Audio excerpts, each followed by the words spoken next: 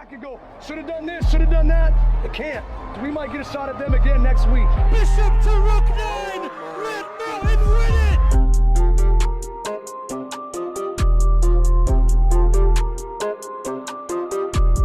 You're watching the Lion Pride pregame brought to you by RMTV, bringing you the latest headlines and action in 6A football.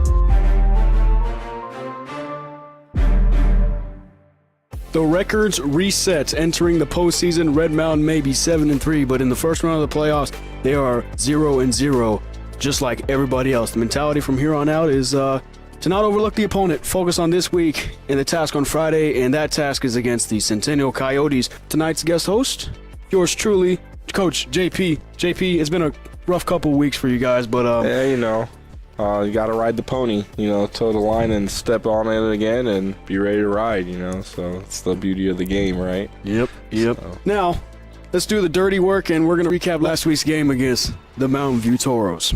Mountain View continues its season of resurgence. I had my doubts about this team entering last week's game, but I had the questions and they had the answers. MVT trots down the field on their first drive. They go for it on fourth down. Goal-to-go situation, and Brady Goodman throws a wide-open touchdown pass to Mikey Sumko. The next drive, Red Mountain Simon Lopez throws the post to Bodie Wagner. Wagner makes the great catch after getting drilled by safety Jasper Lake for the touchdown. For Red Mountain, a rollout pass to Jamison Wade, of all people, for the touchdown and the lead. A run-heavy Mountain View offense led by Reese Bodley takes them to the 7, where Brady Goodman finishes. Red Mountain fires back, though. They take it down to the 1, and Lopez finds Andrew Schmier for the touchdown. Before the end of the half, Goodman puts some gas under the ball and heaves it 50-plus yards. The ball is tipped and caught for a touchdown by Taylon Arnett at 2 points in a momentum swing, 3 and out from the defense, followed by a Red Mountain offensive drive that leads to a Michael Singh field goal. It's 24-22 Red Mountain midway through the third. The Toros once again drive down the field, and Goodman completes a pass to tight end and point guard Porter Wilhelm to take the lead again. Red Mountain's next offensive drive stalls, and Mountain View's offense is shifting gears. Reese Bodley takes it 40 yards to the house. It's 36-24 Mountain View. Mountain Lions' offense continues to be stagnant, however. Mountain View, on the other hand, continues to fire off. Goodman lobs it to Taylon Arnett for his 20th touchdown on the year. The next drive takes off a good chunk of the fourth quarter. Simon Lopez, however, scores on a touchdown on a QB sneak from 1 yard out to make the game closer. Big stop by the defense on the part of Red Mountain, followed by an 85-yard bomb to Corindus Poe. It's 43-38 Mountain View. However, it was too little, too late. Mountain View wins this matchup of the Battle of Brown Road, 43-38. What you see in this game, JP? I think, Coach Litton did a great job of preparing those guys. They came out in some funky sets that they had been practicing all year that we weren't ready for, that we hadn't seen on film. And then just as the game went on, it was just, the inability to get off the field on third down, the inability to get Brady down. In some areas, the effort and it was just the totality of the game was wearing down on us, and just the emotions of it, and just, being Battle of Brown Road, the potential of being in the open there, a lot of those emotions are rising, and as the game kind of gets closer to an end, those emotions start to rise, and kind of controlling that in that atmosphere can be tough sometimes. Give us one more drive, we're taking away that Battle of Brown Road, I think, and but should have never been in that position. We should have definitely had some more stops on the defense for sure. Yeah, definitely a defensive stop. Whether that's just batting down the Hail Mary. I mean, that was a real drive killer. Yeah. That was a really, really bad momentum swing there. Absolutely. Getting just at least one defensive stop. Yeah. Could probably change that fourth. Yeah, absolutely. Could change the whole dynamic of that game for sure. As a segue to the next segment, we're going to go to the television for the 6A playoff bracket. I'm excited for this. This is going to be a little Jeopardy action here. So it's going to be like a game show action here. Kind of like a March Madness type. Oh, I'm with it. Let's go. Yeah, let's head to the TV. Let's go. So JP, we got our lovely bracket up here. You know, Look at we this got thing. some. We're gonna start at the top of your screen right here. Number 1 seed Brophy versus Boulder Creek. Boulder Creek. Well, they gave Hamilton a run for their money. A botched snap over the head of the punter. Unfortunately, they lost that game. Brophy, they are the juggernaut of 6A. They have Devin Fitzgerald. I mean, this seems like a no-brainer. Obviously, Yeah. you can make maybe a point that Boulder Creek upsets here, but I don't see anything. I don't see it happen. I think it'll be a running clock for sure by the third quarter. Now this one, you know, Chandler is very banged up. You know, JP, you were telling me earlier today that they have a lot of freshmen playing. Perry, they played some pretty good games. You know, they beat Queen Creek. I remember that. You know what? Definitely some Perry there. I'm gonna see Perry advancing. Absolutely. Sweet. So I believe we have next here is Williamsfield versus South Point. Fun fact: Williamsfield has played South Point 4 times in the playoffs the last 4 years. South Point, you know, coming off the last regular season win against Brophy, which was huge. I think South Point takes this one. It's going to be a little bit of a shootout, but I can see South Point getting on top there. I can't disagree with you there. Williamsfield playing with Barjona, their backup quarterback. Cody Guy, he hasn't played at all this season. Yeah. Now the next one, believe it or not, this is a regional game, a rematch between the Cesar Chavez champions and the Mountain View Toros. You know, similar to the Brophy game, I think this is a running clock one as well. Unbiased opinion, I think Mountain View is going to roll Cesar Chavez once again. What about you, JP? Yeah, I don't know. I think them champs might have a little something for them Toros. I don't know. I can't even say that with a straight face. As still salty as I am last week, it's got to be Mountain View running clock. So yeah. So we're gonna head over to the other side of the bracket here, where the top seeded Queen Creek Bulldogs will take on Saturday O'Connor. O'Connor travels to Queen Creek. O'Connor has struggled throughout the year. I think their power points kind of had boosted them into that last spot there, last 15th spot there. Queen Creek, Tate Reynolds, can't go wrong there. So I got Queen Creek here by at least 20. I got Queen Creek winning as well. I have them winning by 40 though. Yeah. You know, they're not even. Sandra Day O'Connor is not even first in their region. That would go to Boulder Creek, who's on the other side of the bracket. So I'm gonna go with Bulldogs there. Pinnacle versus Mountain Point. A lot of talk about this. Yeah. Mountain Pride team. Just, you know, they got players. They just can't win the games. Pinnacle's got Wyatt Horton. That's a stud at QB. Pinnacle, they went to the semifinals last year. No, it was the quarterfinals. Yeah. Who'd they get bounced by? Oh no, I can't remember. Those underdogs, those junkyard dogs. Junkyard dogs. I got the Pioneers though. Pioneers, I think Pinnacle will take that one. You know, I think Mount Point would give them a little run for their money, and I think just the preparedness and the discipline from Pinnacle will take over that game.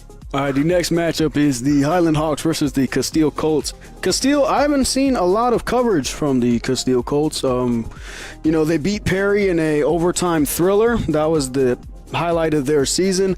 Highland, well, they're a tough team, regardless. They didn't win the region games they should have. They got shut down by ALA Queen Creek, who is in the open. Highland, just a well-known region opponent for us, and we definitely know what Highland has, and we're not going to shy away from that. So definitely got Highland winning this game. They will take care of business on Friday night for sure. And then we got the final game here. You know, yours truly, Red Mountain. Those guys are the 14th seed, and we are ranked the 3rd seed here in the 6A. But, you know, them dogs are going to come hungry on Friday night, and I know defense is going to prevail, and Simon Lopez is going to continue to have his amazing season, and we're going to continue on in the postseason. Red Mountain winning it big time Friday night. Well said. Basically, exactly what I was going to say. Now, moving back to the top of the screen, you got Brophy versus Perry. Well, who you got in this one, JP? You know, this will be a little bit more of a test for Brophy. You know, Perry, I think will be able to get through Chandler, and then they'll have to prepare for the gauntlet there with Brophy. And, you know, I think Brophy will end up taking that one. It'll be a little bit of a battle there throughout the first 3 quarters, and I could see Brophy pulling away late in that one. So could even be a game-winning field goal. Game-winning field goal, maybe by a touchdown. Okay, yeah. Yeah, I still have Brophy on top, though. Yeah, absolutely. Yeah, me too. The next one, the Mountain View Toros against the South Point Catholic Lancers. South Point has to travel a long way from down to Tucson to Mesa. South Point, aside from their loss to Marana at the start of the year, who is ranked number 1 in the 6A. I think it definitely could be a toss-up there. As sweet as it may sound, a Red Mountain View State playoffs, I think I'm going to go with South Point. Me personally, I think that's the upset of the bracket. I think South Point comes over to Mountain View. Mountain View, not saying that they aren't a good team, but I just don't know how consistently well battle-tested this Mountain View team is. So to come in the postseason after not really being in a postseason run the last however many years it's been for Mountain View, they got bounced first round last year by us. So this will be their second round of the playoffs in some time in their program. And I think South Point's going to have... I could see. I don't know. My gut feeling tells me a little upset there. Like South Point by like a field goal, like by 3, and it's like a late touchdown driving score. I feel like that's one of those games that's like decided by like a 2-point conversion. Yeah, like it's coming down to the wire. All right, now to the right of the screen, you got the Queen Creek Bulldogs versus the Pinnacle Pioneers. JP, you were talking about this matchup. You were thinking, hey, maybe there's an upset that's going to happen. Yeah. Is there going to be an upset? Queen Creek, I gave my upset to South Point. I could see Pinnacle maybe overtaking this a little bit, but, they got Superman over there at Queen Creek, man. That Tate Reynolds, man, is something different. And I'm not saying that we couldn't do the job, but I'm just saying Tate Reynolds is on a different level. And, I think Queen Creek squeaks this one out with that great kicker that they have that I've yet to see a true game-winning mattered field goal from him, and that Queen Creek kicker's got it. I've seen some highlights on him, and it's gonna come down to the leg of the kicker. Yes. Okay. Queen Creek's coming through. Okay. Superman takes that one. Red Mountain and Highland. This is another playoff rematch. Oh, this is giving me some PTSD a little bit, but this is a new age and day here, and I just don't see Highland getting over. It's gonna be because we both have went through the gauntlet. Both teams have went through the gauntlet and have showed up here for a quarterfinal game. Trying to get to the next level. We'll see if they can get that momentum back and give us a game. Same thing with us. It could be, we could be in a barn fight here with Centennial, and we can see like both teams could end up getting beat up in these games and having to see each other the following week, and it'll be another barnyard fight, and I could very see it going the same way it went in the regular season. It'll be like a low-scoring defensive game that'll eventually break out there in the fourth with Red Mountain on top. Simon Lopez throwing a game-winning touchdown to Bodie Wagner. So I think we're going to head back over to the other side of the bracket. Now we're in the semis. This is for all the cookies. Brophy and South Point. I want Brophy in the final. So I'm going to take Brophy's going to win this one. Brophy's going to get back at South Point for the end of the year. I think Brophy squeaks this one out. They know that Red Mountain's on the other side. They know that they want revenge. I think Brophy will take that to South Point. South Point will have to travel to Brophy. Brophy's going to be in the 6A championship there. Yep. Brophy also got eliminated by Red Mountain in the semifinals. It's more like a get back, like, hey, we should be here. We should be here. If it wasn't for that comeback from last year, Brophy would be in the 6A title right next to Saguaro. Yeah. And that brings us to the right side of the bracket. We got another Superman versus them junkyard dogs, man. We gonna get one back for that one. That's going to be another fun one right there. Tate Reynolds, Red Mountain defense. Two great minds going at it with Coach Sherman over there and Coach Enders. Just a classic dog fight.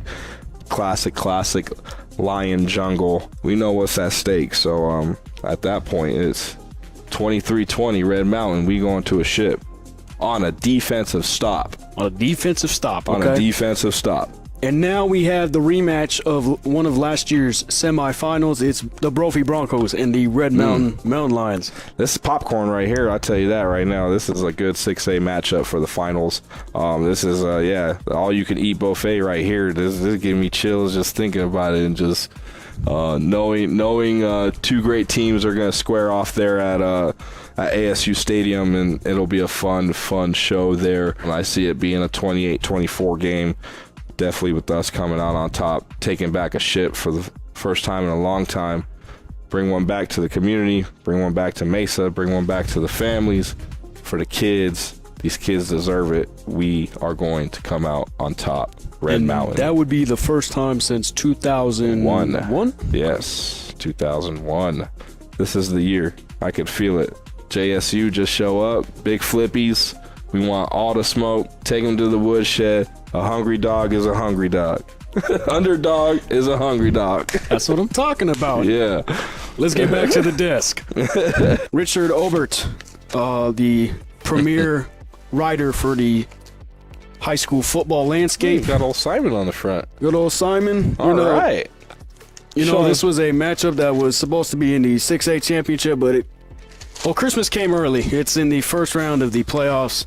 And it's certainly going to be a good matchup. JP, it's been a great week at practice. What's the game plan going into this one against a Centennial team that is touted by other outlets as one of the best? It's just like any other week, man. We're going to play our football, right, and try to do our football the best we can, right, with little to no mistakes, and just come out with a little bit more of a chip on our shoulder, man. Like, we're trying to finish a job that we set out in July at camp, and the key word was finish, man. And these last 3 weeks we've not been able to finish. So I think it's humbled us to kind of focus on what the main goal was in the beginning, is to finish. So we know we got a good team coming here despite their record.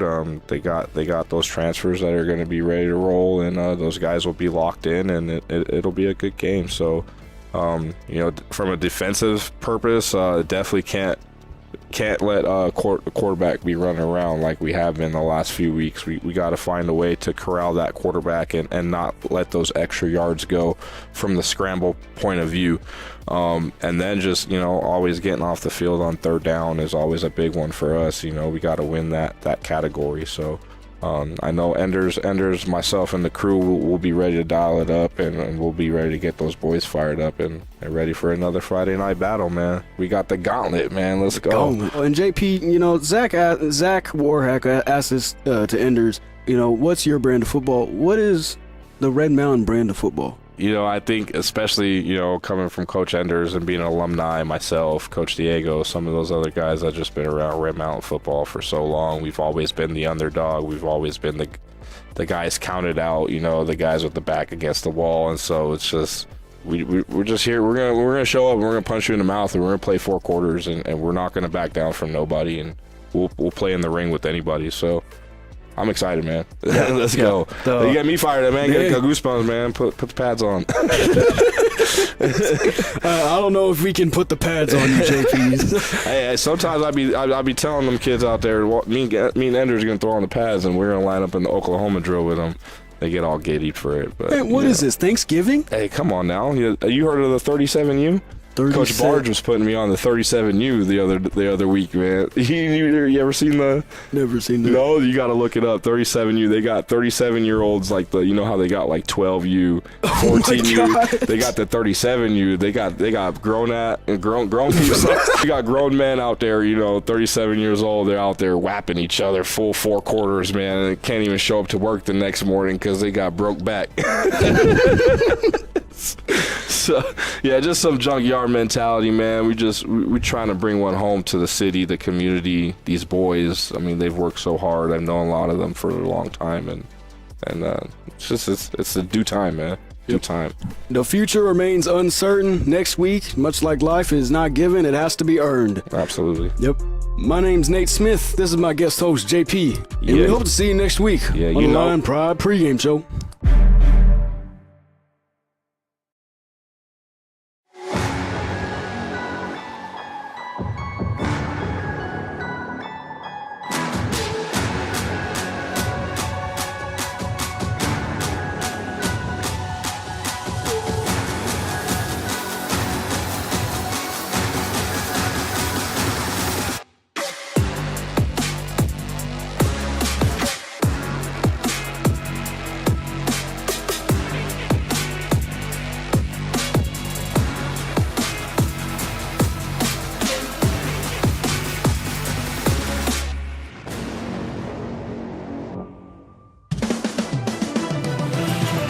The Arizona High School football playoffs have arrived, and we have an opening round matchup in the 6A bracket between the Red Mountain Mountain Lions and Centennial Coyotes. Greetings, everyone. Alongside Nate Smith, I'm Zach Warhack. And Nate, we have a banger of a matchup tonight. Throw the records out the window. Everybody's 0-0 as the playoffs begin.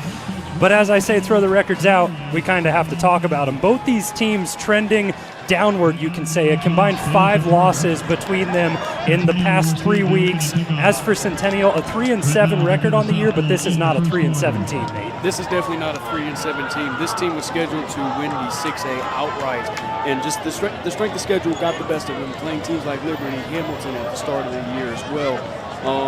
This Centennial team is battle-tested, and it's going to be a barn burner. 2 rough weeks to end the season there for Centennial against Pinnacle and Liberty, both of those at home. As for Red Mountain, they started hot, 7-0. Since then have dropped 3 straight, but we talk about strength of schedule. Great opponents for them that they fell to as well over the back half of the year. Yeah, especially against Queen Creek, Hamilton, Mountain View, a trending team in the right direction. Queen Creek, they're a top seed in the 6A. Hamilton is peeking their head in the open. They play Marana next week, and as for Centennial, they beat Boulder Creek, Saguaro, almost beat Pinnacle. They should have beat Pinnacle. Close one against Brophy, lost against South Point. They lost to Hamilton, like I said, at the start of the year. But realistically, this Centennial team is no team to scoff at. Like you said, ignore the seeds. Everybody is 0-0. Both teams fired up and ready to get going. Red Mountain set to kick off to a Richard Taylor-led Centennial Coyotes team. A lot of talent and a lot of speed on that ball, and we'll break it down as we get into it, but a bunch of youth as well. As Michael Singh pooches this one short, it ends up out of bounds. So great field position to start things off for Centennial as a flag flies with the kickoff out of bounds from Singh.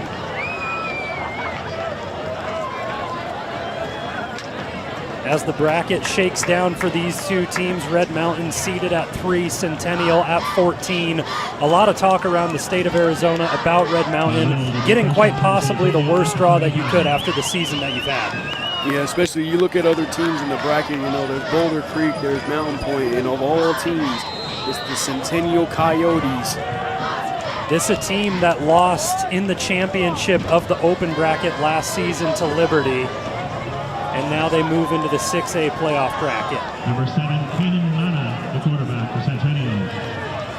Kanan Mana at quarterback for this Centennial team. They call him Sugar. He takes the snap and goes to the ground on first down. Up the middle, it's an area where Red Mountain struggled in the second half against Mountain View last week, stopping the run. A flag comes in at the second level, and we wait to sort that out.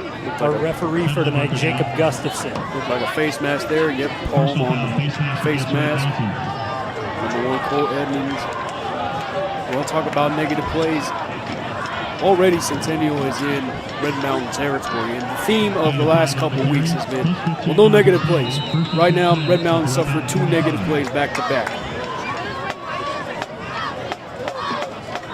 Centennial now set things up at the Red Mountain 45 and go back to that pistol look. Mana motions Boncourt, goes play action and now rolls out of the pocket over the top to Boncourt, and he has room in the secondary. Flag flies in late as Boncourt continues to fire down, breaking tackles. We'll wait to see what the flag is, but Nico Boncourt, the Utah State commit, making an impact early on. Just a well-designed play by Centennial. Red Mountain thinks it's going to be thinks Mana's going to run the ball. They flip it to Boncourt, the Cactus transfer. Well, despite all the excitement on the yards after the catch from Boncourt, it looks like this one's coming back following the penalty. So Red Mountain catch a break, and indeed, it's a pass interference against Centennial. And that brings up a huge talking point for this Red Mountain defense. They've gotten teams behind the sticks a few weeks in a row, and then these other offenses like Queen Creek, like Mountain View last week, they chip away these 2nd and longs, 3rd and longs, they're just able to convert. Just got to get off the field on defense. I mean, you got to contain the quarterback. limit the big plays, especially from Mana and Boncourt. Shamar Berryhill, the Sabino transfer. Just got to limit the big plays, and defense needs to step up when it matters.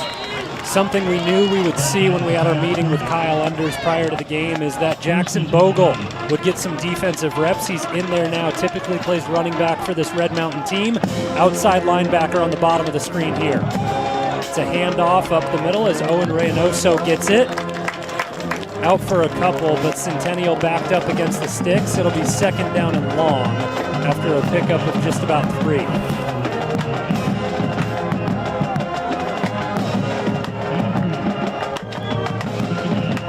Noticing some bodies on the ground on that Red Mountain front.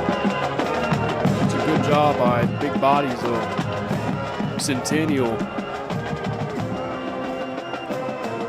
forming the gap. 2nd and 22, just 10 seconds left on the play clock for Mana to get things sorted out, and he looks confused back towards the sideline. Centennial going to have to spend a timeout early, so only a minute and a half gone in the first quarter, and they burn a timeout. I don't think it's one that hurts you too much, Nate, with a little bit of confusion, getting your personnel out there offensively, trying to keep this drive alive. No, especially in the first quarter, I feel like that's the safest time you can call your timeouts. It's when you get later and later into the game, like the third or fourth quarter, where their timeouts are going to be more valuable.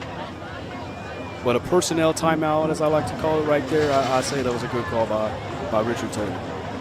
Gives an opportunity to both sides to be able to huddle up and talk things over. Kyle Enders has to be, somewhat happy with the results that his defense has gotten so far. The face mask hurts, and penalties have been a huge talking point of this team the past couple of weeks. Kind of a one-for-one trade between the two teams, right? The face mask for Red Mountain and the pass interference against Centennial has things evened out, and Centennial behind the sticks. Back now to their own 43, empty set look for Mana. Mana has a lot of time in the pocket. He looks to go deep over the top, and that one's picked off. Red Wing with another interception. He's got some real estate. And he's coming down the near sideline out at the 45, and Jacob Red Wing brings in his second interception of the season. The first one was a pick 6. It's a perfect read. I knew Mana was going to throw the post. Looked like it was headed toward Nico Boncourt. No, it was headed to number 14, Torrin Hill, the freshman. And there was just two DBs there. It was in double coverage. Jacob Red Wing had an interception the first game of the season against Mesa. Picks up his second of the year in the opening round of the playoffs against Centennial tonight. Simon Lopez and the Red Mountain offense get going to Kai Jackson on the ground early, and he lowers the shoulder in the second level. And already after one play, this Red Mountain offense in Centennial territory. Going classic no huddle. This is Brian McDaniel's specialty. Lopez in an empty set for the time being. 9:50 left on the clock in the first quarter.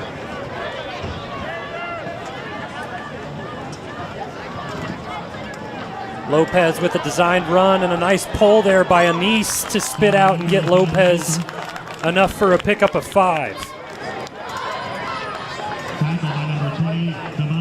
That's what you want to see from your guard right there in Yos Anise, just running downhill, pulling, creating a lane for Simon Lopez. I mean, check out this gap right here. That's something you want to see as an offensive lineman. Red Mountain go empty again, Centennial showing pressure. They bring 4. Lopez takes a shot towards the end zone. B-Dubs unable to come down with it. Contested catch and good coverage by Elijah Carruthers. No, I wouldn't be surprised if Red Mountain would go back to that play. It's a good play by Eli Carruthers. So one-on-one matchup, gets the hand in there.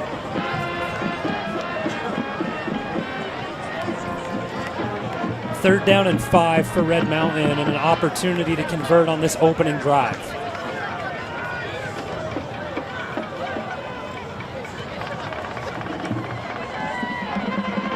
Lopez gets a look at the defense, settles down, steps away in a timeout taken by Brian McDaniel as the play clock was winding down.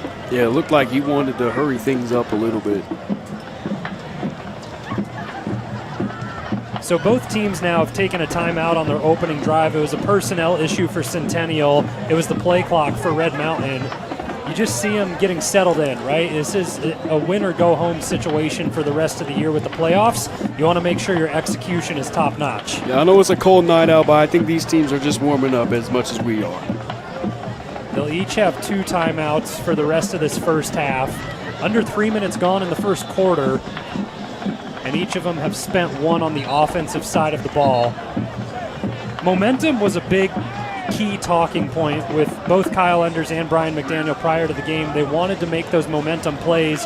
Kyle Enders said it started on defense. They got it with the interception from Jacob Red Wing, and now just looking to capitalize and put points on the board.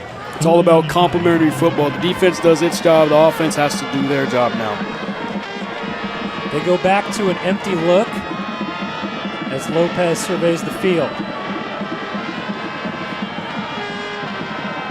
Clean pocket for Lopez for the time being. Steps up into the pressure and now escapes. Lopez with the cutback, fights forward, and he has room. Simon Lopez, a magician. Flag flies late as Lopez gets forced out of bounds at the 2. And where that flag came, right around the 20, it may be a hold. Could be a holding on a receiver. I don't know how he gets out of this.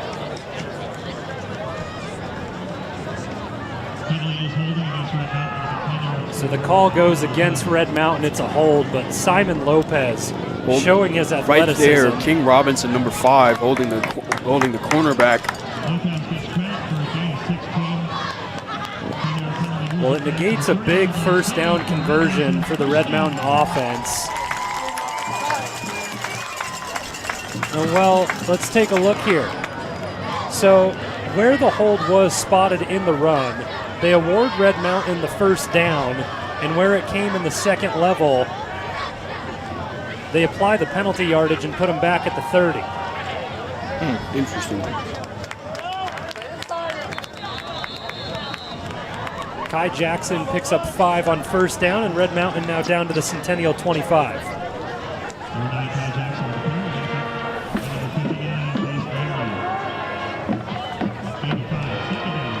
Yeah, Bogle playing both ways.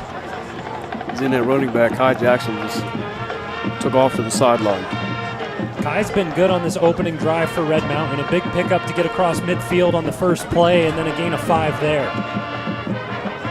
Bogle motions up to be at the side of Lopez. 4 minutes gone in the first quarter. Lopez with the give to Bogle, and he's swallowed up immediately.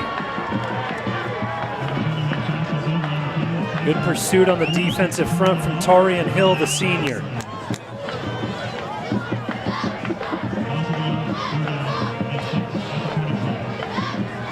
Just a matter of finding a gap for Jackson Bogle. And for the lineman, make sure you clear the gap. Both Bogle and Anthony Peevler check out of the game back to the Red Mountain sideline, and they have that personnel in for 3rd down and 6. They need the 20 to pick up the first as Lopez motions Jackson to the right side of the formation. Lopez rolls that way, able to escape pressure and throw on the run to Wagner. That one over the head of both him and Carruthers. And that brings up 4th down. We're trying to test Carruthers again. Penalty marker down.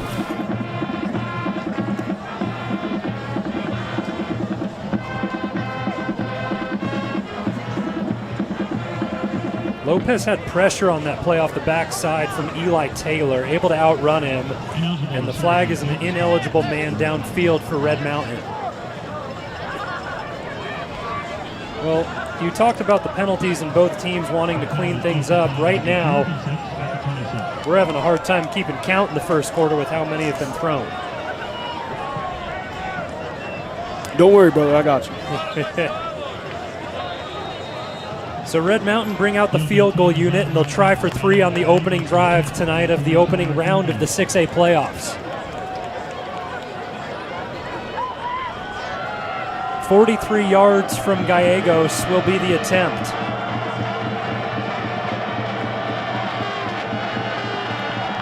Line drive blocked. Oh, look out. And that one, a race and a mad scram for it. It looks like Andrew Schmier tried to go down. Doesn't matter who it's recovered by, regardless. The ball's going to be placed at the spot with 6:51 left in the first quarter.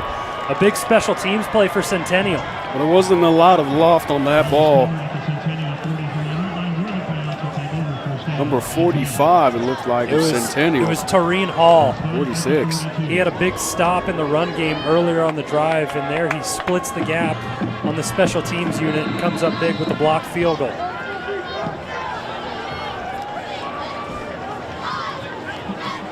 The playoffs are always a good time for a first, and that there is the first blocked field goal of the season for Centennial. With that, they take over at their own 42.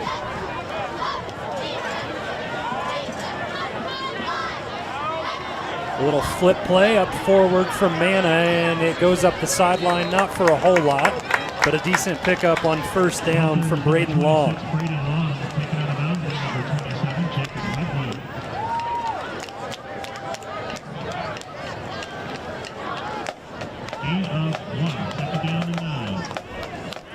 As long as Hall doesn't force that run outside, Red Mountain should be fine.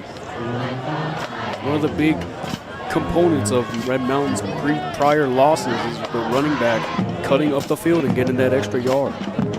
Darian Bartholomew in it back. He gets the fake, and that's a quick hitter and a lot of speed up the middle for the first down from Shamar Berryhill.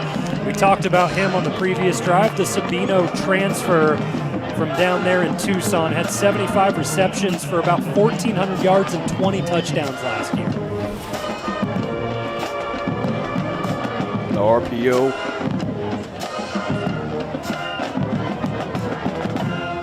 Good work after the catch from Berryhill, and this is only the third game he's played in this season.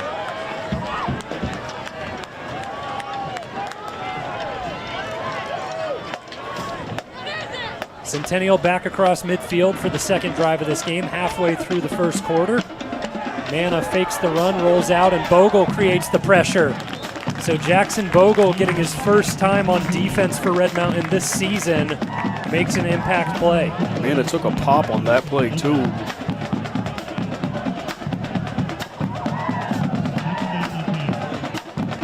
I think defensively for Red Mountain, that's a little bit of the identity that they want to bring back, the physicality, and Bogle gives it to Manna there.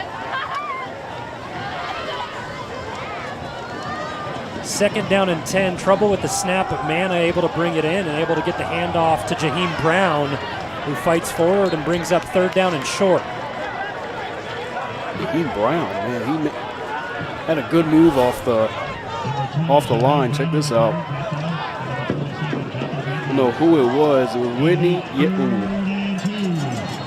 That was a nasty juke move. Whistle pre-snap, and it looks like a timeout taken. I'm not sure if there were personnel issues on either side or substitution changes where the officials need to hold things up. So no timeout against either team, but the officials just sorting things out. We stay the course, third down and 2 for Centennial in Red Mountain territory at the 38. This is where Red Mountain has struggled to get off the field here. Third down, third and short. Be a great time to get off the field.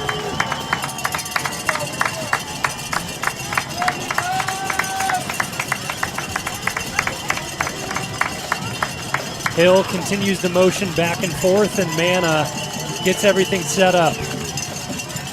They go to Reynoso, and he finds the edge. Jamison Wade trying to chase him down, unable to do so. Red Wing forces him out of bounds, but it's a first down at the hands of Owen Reynoso. All about playing contain. You have somebody to force him outside. There's just nobody, not even the defensive back went to tackle him.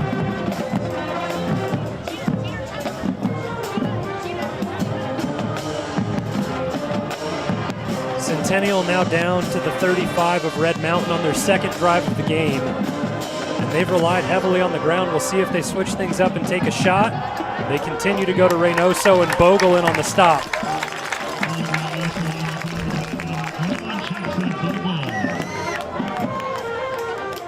A lot of fresh faces for the Red Mountain defense tonight. We see Bogle, and now Vanderlinden checks in on the defensive front.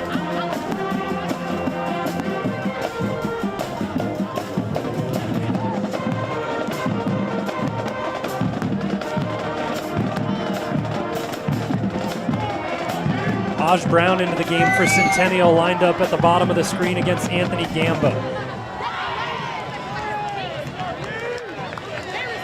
Play action this time as Manna tries to step up. He's able to go backwards, find some room wide open in the first down to Shamar Berryhill. We saw some magic from Simon Lopez evading pressure earlier. Now Kanan Manna answers. I mean, what a job. What a way to fill out the pocket.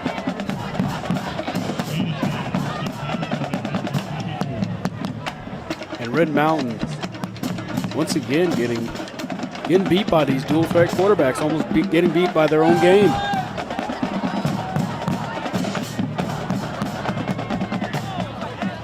Back to the ground, Reynoso trying to find a hole, unable to get past the run defense of Jamison Wade in the second level. As he makes the stop, he's been in on a couple tackles tonight. Coming into this game, had 91.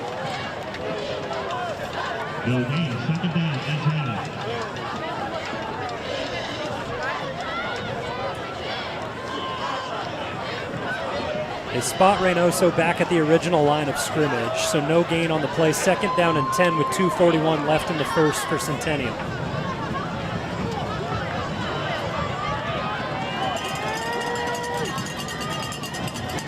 Five seconds left on the play clock for Manna. And he's down to 2-1, just gets it off and faces pressure, takes a shot to the end zone, and that ball overthrown. Good coverage by Anthony Gamba, that time on Aj Brown. I say Nico Boncourt was open on that crosser. You know, he hasn't had a big game yet, or since that Chaparral game, but he's still a scary, scary player to watch. Already in this opening quarter, you can see the adjustments that Red Mountain have made defensively tonight versus the last 3 weeks.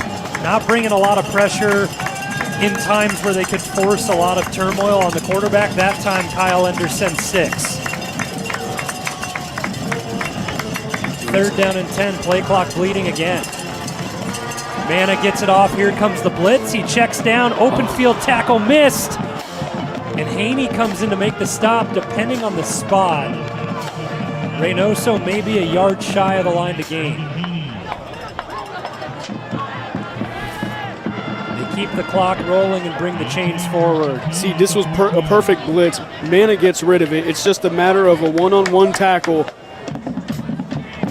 And right there, I think the game is going to come down to those types of plays right there. First time Centennial have been in the red zone tonight.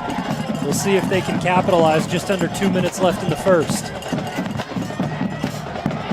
Manna decides to keep it, cuts back up the middle and gets down close to the 5.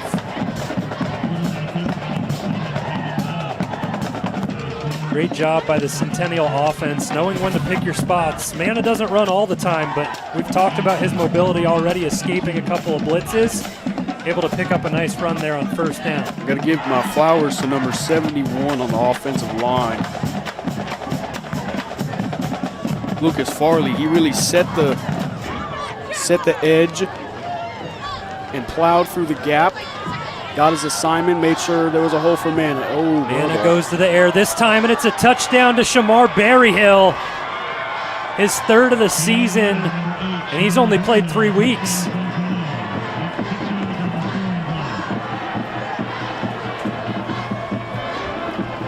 I mean, Berryhill is a very shifty guy. Looked like it was an out route. Picture perfect placement, and that was on Jacob Redwing. Quickness got the best of Red Mountain. And on that drive, Red Mountain was beat by third down on the third down plays, struggling to get off the field once again. Successful extra point for Centennial, put them up 7-0 with 1:05 left in the first quarter, and we'll step away on RMTV.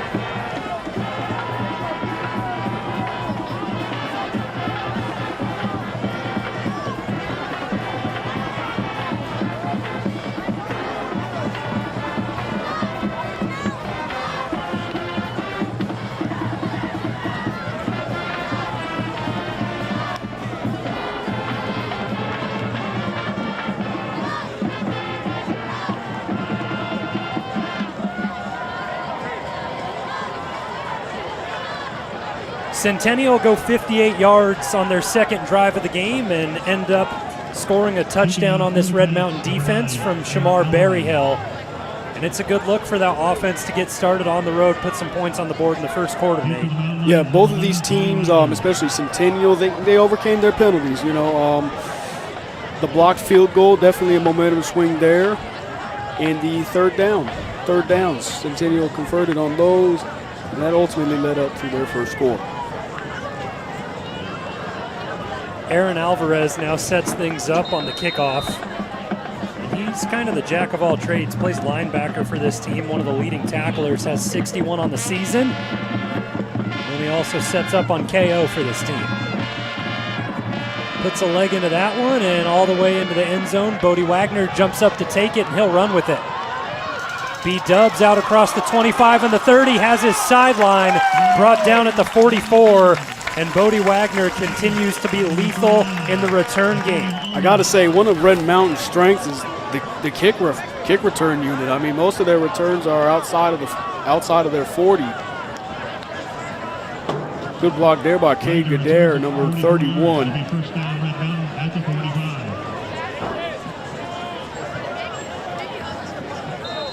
Really set the edge for Bodie Wagner on that kickoff return. Wagner is ranked third overall in the state of Arizona in kickoff return yards with 458 on the season, and he's fifth in yards per attempt. He brings it back for close to 40 every time he touches it. Lopez under center on first down, a quick handoff, and that's snuffed out by Alvarez as he shoots the gap and makes the stop.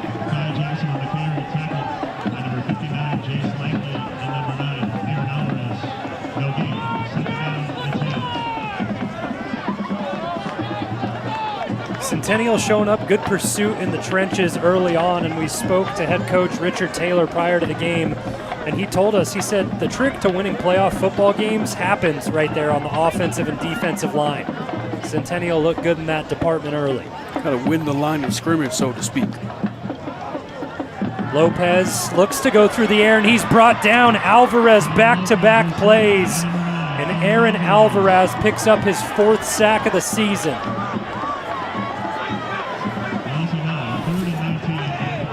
Clock continues to bleed, just 5 left in the first quarter, and it will expire. So a big-time play from Aaron Alvarez to end the first quarter. Centennial on top 7-0 on the road at Red Mountain in the opening round of the 6A playoffs.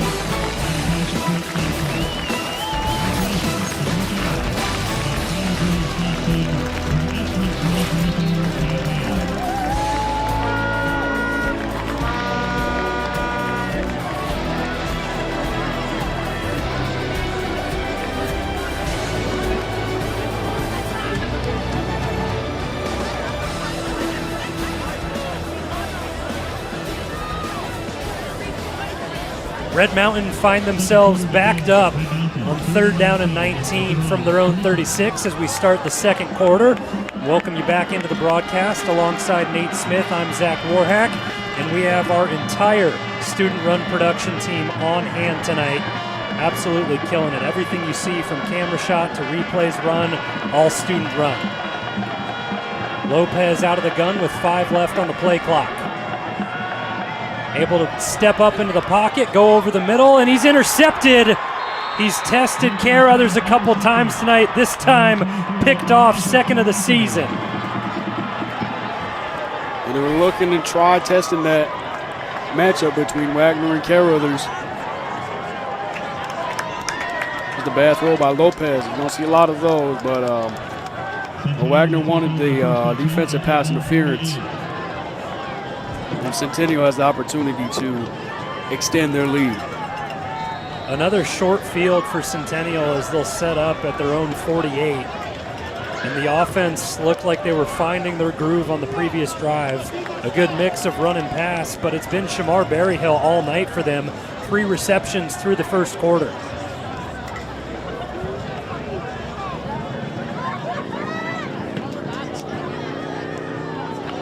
Mana directing traffic. They go to the ground, and Reynoso finds a hole up the middle, and a good gain on first down from Reynoso. Offensive line working wonders for Centennial.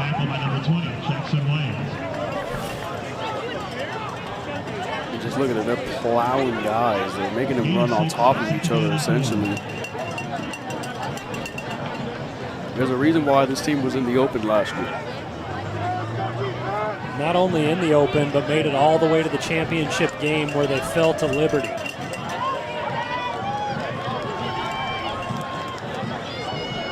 Second down and 4. And Mana goes back to the ground. The give to Reynoso. Zach Whitney off the backside makes the stop. Another big spot for the Red Mountain defense upcoming. Third down. Can you get off the field on third down? Well, I feel like even if you do stop them on third down, this Centennial team, I think they're not afraid to go for it. They've been playing their cards all night. They've had good field position, already with a 7-point lead, not afraid to be aggressive.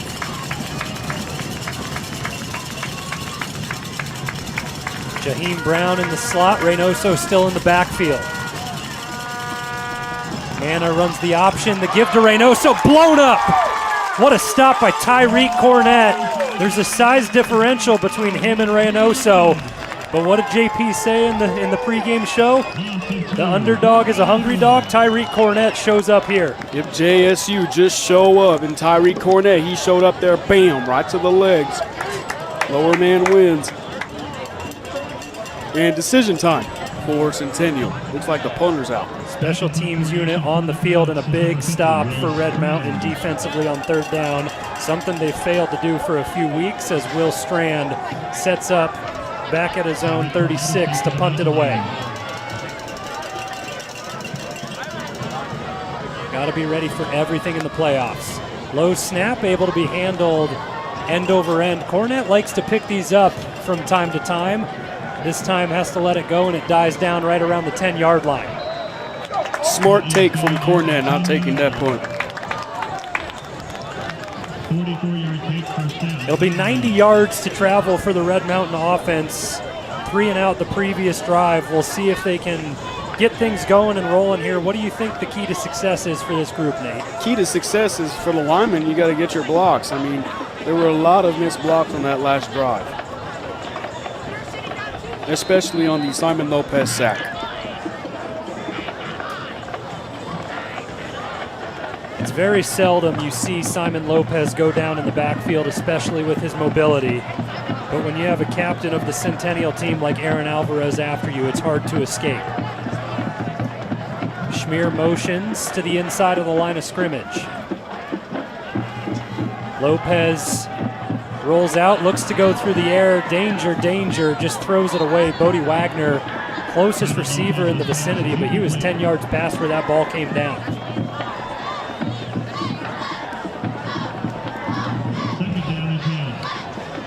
Well, there aren't any talks of intentional grounding, so no signs of safeties either. Arian Wyndham checks into the game for Red Mountain. Paxton Thorstad heads out of the game. And the pressure from Centennial has been prominent early in this first half.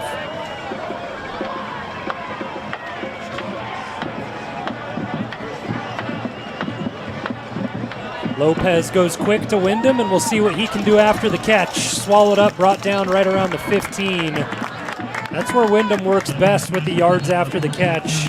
Does a good job getting Red Mountain away from their own end zone. Stop made by Luke Franklin. He made this play back by the quarterback. And Franklin, he hustled his way down there. 3rd and 4 for Red Mountain, deep in their own territory. They go back to the play call and they look on the side to Brian McDaniel to see what it'll end up being. Lopez back to pass, and he escapes the pocket, runs forward this time out across the 20, and that's enough for a first down. It works on both sides, right? We talk about the Red Mountain defense having to get off the field on 3rd down, but when it comes crunch time, you need to convert, and who better to look to than Simon Lopez? Good block on the outside by Lincoln Alicio. He was one of those guys that missed the block on that previous Simon Lopez sack. And he's one of those guys who's had to step up this season with all those injuries to the offensive line of Red Mountain, with guys like Cole Beatty, Gabe Romero being out for the season.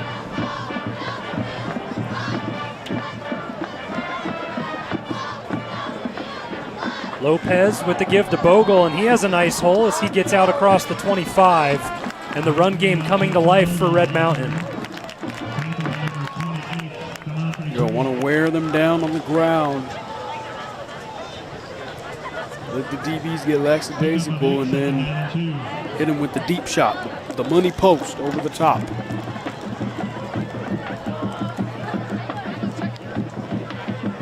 Second down and 2 for Red Mountain. Short yardage situation. We'll see if they go back to the ground, but it's an empty set now for Lopez.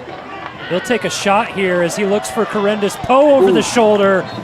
That one hit him in the hands. That's a good ball from Lopez.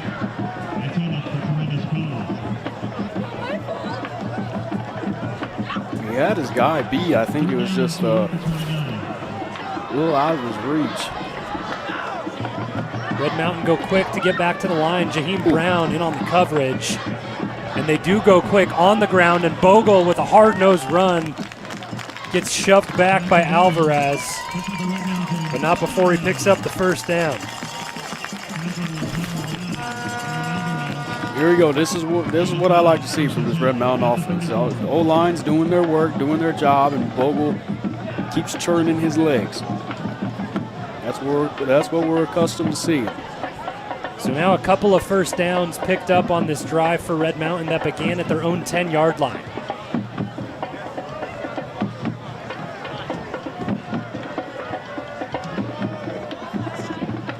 Centennial show pressure, and they bring it, but a run to Bogle, unable to get forward for anything.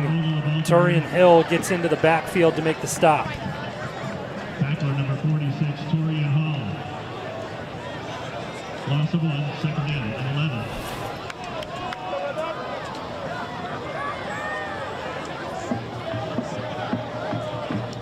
That's a play I feel like should go to Kai Jackson. With the new guy, Darius Courts, the freshman. We'll see if he gets some time. He's a speedster. Right now it continues to be Bogle on 2nd down and 11 with 7:10 left in the first half.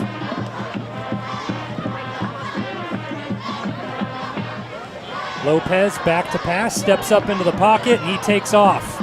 Little shimmy shake from Simon Lopez, lowers the shoulder and gets down to the 39. Tacklers number 20, Jaheim Brown.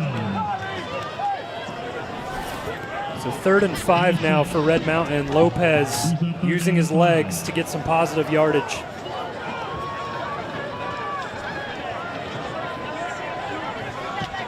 A lot of two-way players for both teams tonight. Jaheim Brown, he was covering Correndus Poe on that deep shot, makes the tackle on Simon Lopez that time.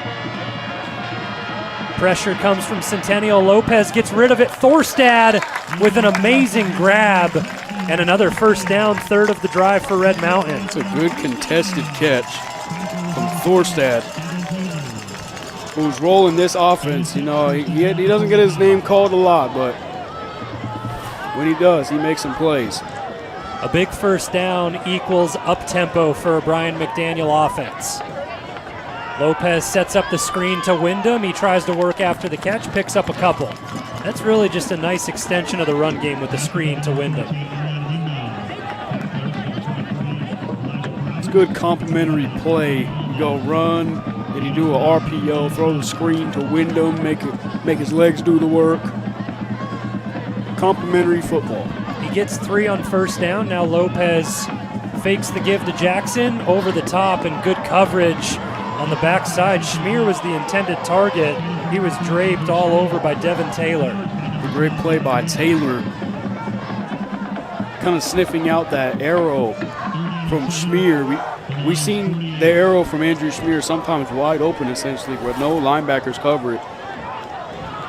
Just a good job by him covering. Centennial drawing up a lot of pressure, making Simon Lopez work tonight, and to be honest, he hasn't seen a lot of it all season long. He's seen a lot of 4-man rushes where he's able to escape the pocket, but Centennial bringing an extra man or 2 frequently tonight. Lopez just sees 3 this time, and he escapes the pocket, tries to do it with his legs, and he's going to be stopped a yard shy of the first down. We'll see what Brian McDaniel wants to do. You want to talk about pressure from the Centennial defense. Richard Taylor, the head coach, they said they want to make Simon Lopez uncomfortable, make him scramble outside of the pocket, get him off his spot. Red Mountain go quick. The give to Jackson, tries to fight forward. I'm not sure he got it. No, he's wrapped up by the ankles. So Jackson short of the line to gain, and Centennial take over on a turnover on downs with 5:12 left in the first half.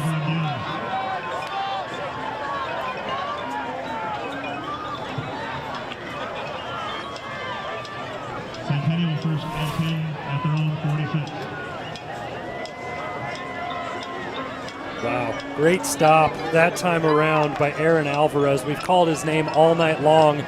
He was already on his butt when Kai Jackson got to him, and he's just able to hang on for dear life and pull him down short.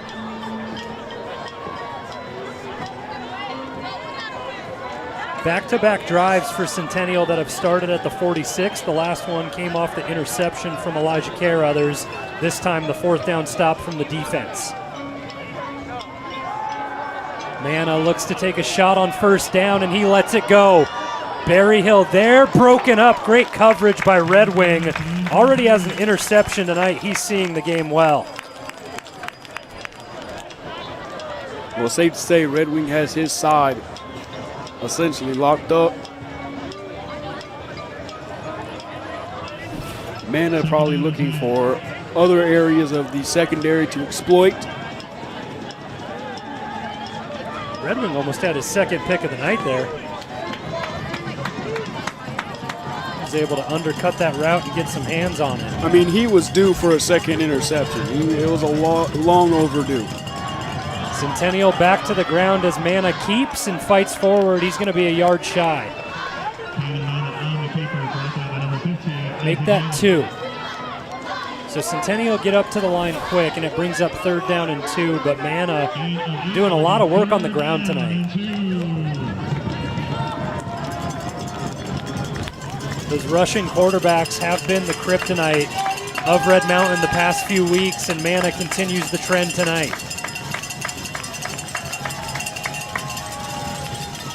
Bartholomew, the bruiser, back for Centennial in here on 3rd down, and they set up the pistol. Just a sophomore, 5'10", 220.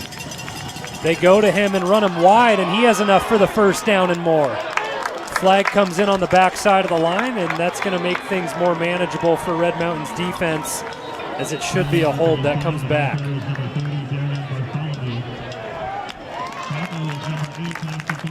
I mean, you swing it to the big guy outside. I mean, he had the speed, and I think he would have gotten it either if he swung out or just ran straight on. It looks like Shamar Berryhill was the one called for the hold on that play, and a good sign of knowing who the penalty is on is whenever they put their hands up after they get off their block. This is the spot that we've talked about the past 3 weeks. In the pregame, during the broadcast with the coaches, getting off the field on 3rd and long for Red Mountain. They have Centennial behind the sticks here. It is the exact same scenario the last couple weeks against Queen Creek, against Hamilton, and against Mountain View. This is the time to get off the field. Zeros on the play clock, and another timeout will be forced to be taken from the sideline of Centennial. Or do they get it off? This may just be a straight-up delay of game. No.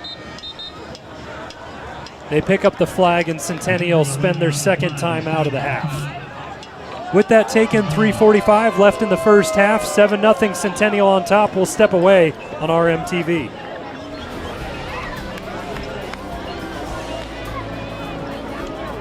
Once again, ladies and gentlemen, please direct your attention to the offensive. Red Mountain cross country had a great season, led by Josephine Speaks, who won both division and sectional meets. Playing their state division championship, came second in the sectional meet, and finished fifth overall at the state meet. Congratulations, Coach Creed. The entire girls cross country team has been class of 20th throughout the season.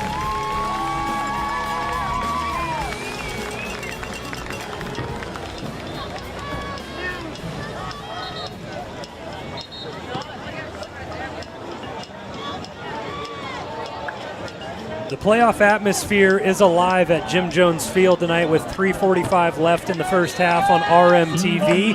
Centennial on top 7-0 and a third down and 12 here. Got 5 DBs in the secondary. They're all at the first down marker, and then they're going to come down. Manna looks to do it through the air. He has Cole Edmonds spying. The pass flies out of bounds. Haj Brown, the intended target. And the Red Mountain defense step up big. Big play there.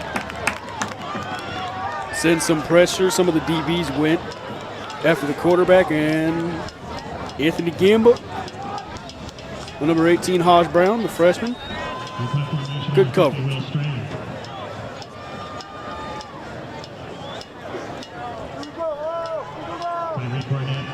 Cornett waits for the punt. That was close to being blocked. And Cornett will have a chance at it. Spin out of a tackle. Look at Tyreek Cornett go. He turns a lot of nothing into something sometimes. It scares me when he does that, man. Gives me PTSD of the Hamilton game. Yeah, he took a shot on that one. Regardless, he stands in strong and sets Red Mountain up at the 35 with a nifty spin move. 3 minutes, 29 seconds until halftime.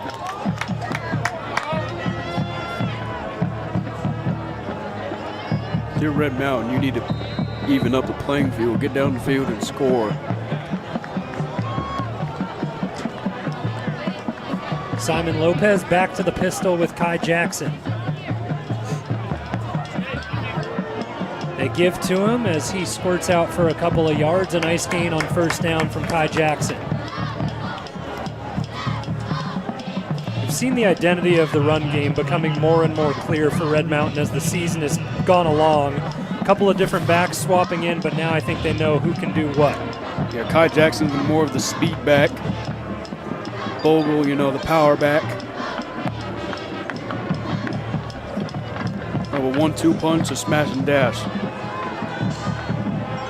Lopez checks down to Jackson as he has enough to pick up the first down. Alvarez in on the tackle. There's that dual threat RB, Kai Jackson, going to work on this drive.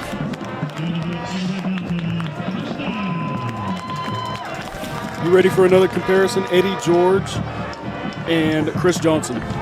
Man, CJ2K? Yep. Smash and dash.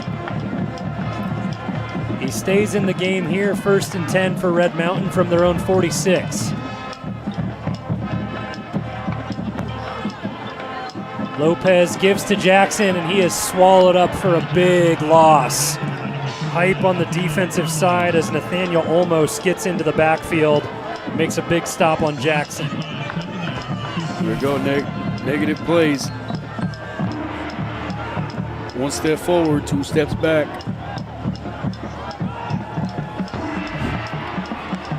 Ball security coming out of premium at this stage of the game as Kai Jackson holding on tight. That backs Red Mountain up 5. Lopez goes quick to Thorstad, leaps up to make the catch, and he gets back just across the original line of scrimmage. Now that we've seen a screenplay and a end around, I'm looking at something that's, either at or beyond the sticks or just in front of it. The past few drives between these two teams have really just been played between the 30s. Each team just kind of trading field position. Red Mountain looking to convert big on 3rd and 9.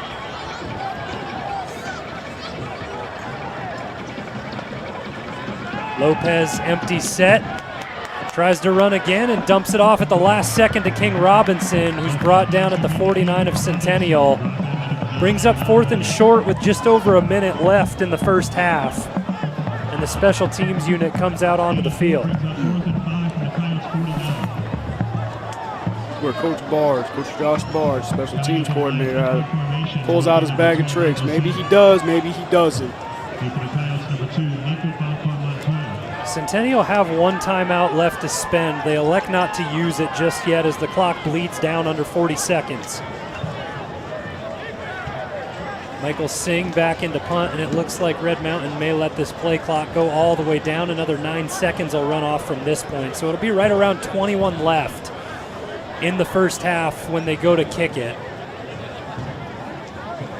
As they take the timeout right at the end. I don't mind the call there from Kyle Enders, Josh Barge, whoever elects to make that decision to be able to give as little time as possible to Centennial.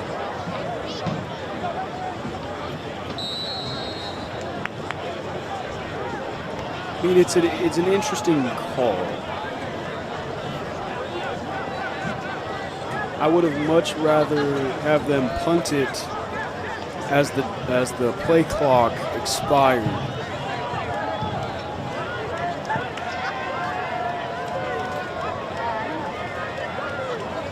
Nico Boncor sets up inside his own 20 to have the return off the foot of Michael Singh. High kick from Singh. That one nearly blocked as well. Fair catch called for, and it's muffed. Centennial come up with it, but Red Mountain had an opportunity handed to them if they could have jumped on that. Ooh, this was close. Boncor called for the fair catch, and he just got caught up in traffic and overran it.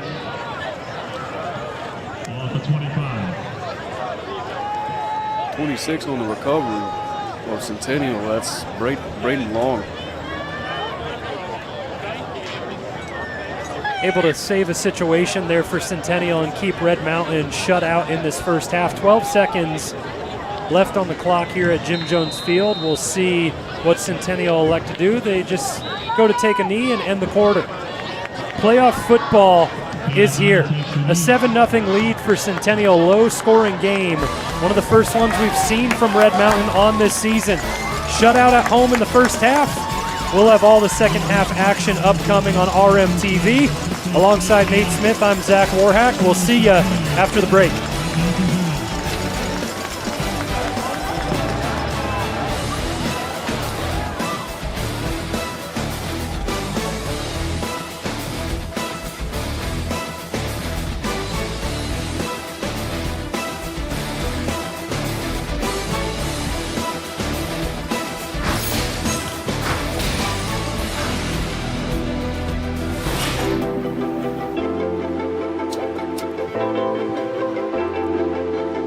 Yeah.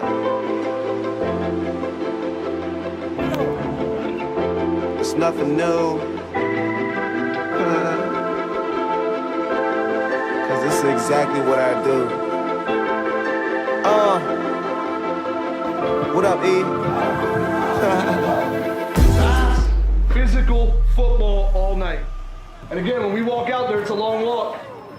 Before that coin flip, think of those things. Think of your why.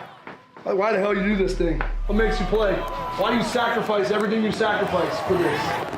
And then think about what you're playing for yourself and everybody else that's been a part of this program. Running out of fuel. Running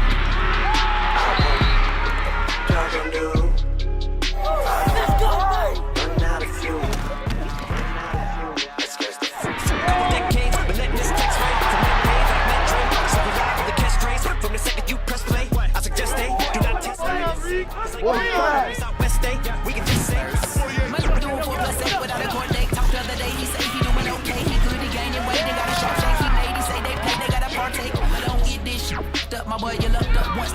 up. I dribble and pass into the cup and triple double to get to the basket. Get the cash and cuddle up, cover up, bundle up, batter up. Get it? That's the only way you're gonna be. Killing me ain't gonna be on no beat. Silly, I beat the beat. Silly on the grind like teeth. Gritty, call me OP. City, you think it's overweight? It's just me getting this me, and it ain't gonna be pretty. Used to be a tall, then I grew a little each day till I became God like James Todd. Now your arms are too short to be K-Broad, and need they small like DJ Paul. My new band's better than your truck by far. Walk my boat, you need to smoke that ain't you're playing stickball in the street, cause you must be on base if you're thinking you could touch my car. But if the whole world was out to get you, it'd turn you to a pound of cake too. The most content on the continent, constant compliments give me confidence. Across the common sense and incompetence, I'm cognizant the conflicts are consequence of accomplishments accomplished through competition. Conquered and conked him into unconsciousness. No conscience, I conjure this King Kong and just call me kamikaze and concocted this. Buddy 16s are touching these. Next fingers flipping the mean, clutching the 9mm, tucking the heat, got the toaster like an English muffin. You want me toaster, like a dream, this so we put us in a poster. I receive it, between the fucking eyes, shoot them all in. If you think different with me, you're gonna suffer the fucking repercussions. The reapers coming to heat, and I'm heat the crumbly. I keep replenishing fuel with the beat. I'm punishing you. Y'all gonna do if I don't run out of fuel. It's just the fuck out of you.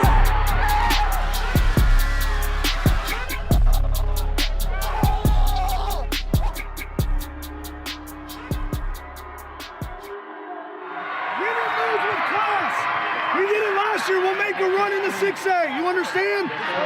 Like I said it last year. They better hope they don't play us again. They better hope they don't play us again. You understand? Yes, sir.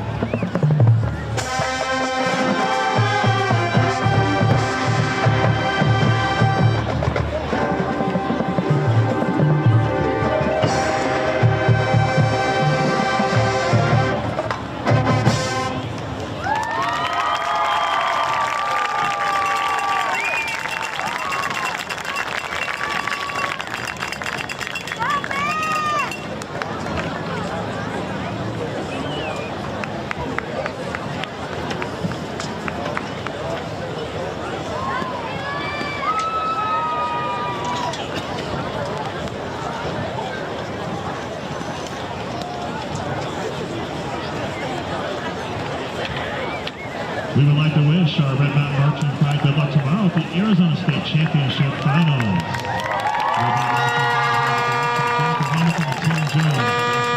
Percussion instructors Kevin Dixon, Mordell Payne, Rob Davis, Matt Izquierdo, and Benjamin McKinley. Visual instructors Taylor Dowdy, Raina Richardson, and Chandler Romney. Art instructors are Aubrey Oliver and Jamie Warhus. Marching Pride would like to acknowledge our corporate sponsors. Title sponsor is Dixon's Jewelers. Other sponsors are Truckin' Crazy, Just Because Gift Shop, MHG Commercial Real Estate, Roberts Tire, Jennifer Kovach, Home Smart Realtor, Aisha Basweer, Getz, CPA, and Barrow's Pizza.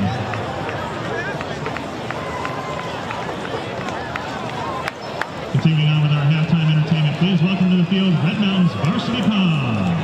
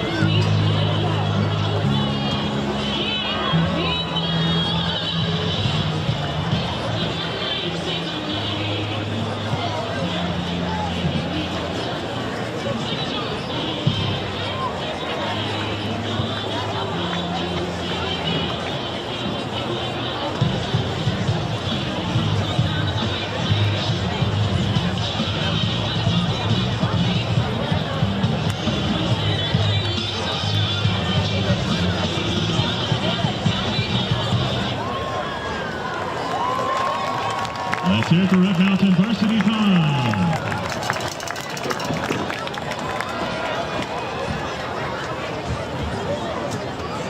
Red Mountain High School is hosting their first ever Wish Week in conjunction with Make-A-Wish of Arizona. Red Sea, our Red Mountain student section, has planned events and activities all next week with the goal of raising $10,000, the average cost to grant one child's wish. We would love for you to join us in Miracle Minutes. Miracle Minutes are a staple of Wish Weeks across the country. You can make a difference in just one moment with even the smallest contribution. This Make-A-Wish tradition, will be 60 seconds, and all of you have the chance to donate.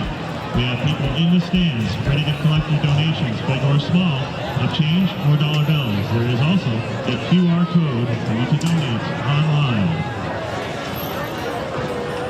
All right, we're about ready to start the 60 seconds. We'll begin as soon as the music starts.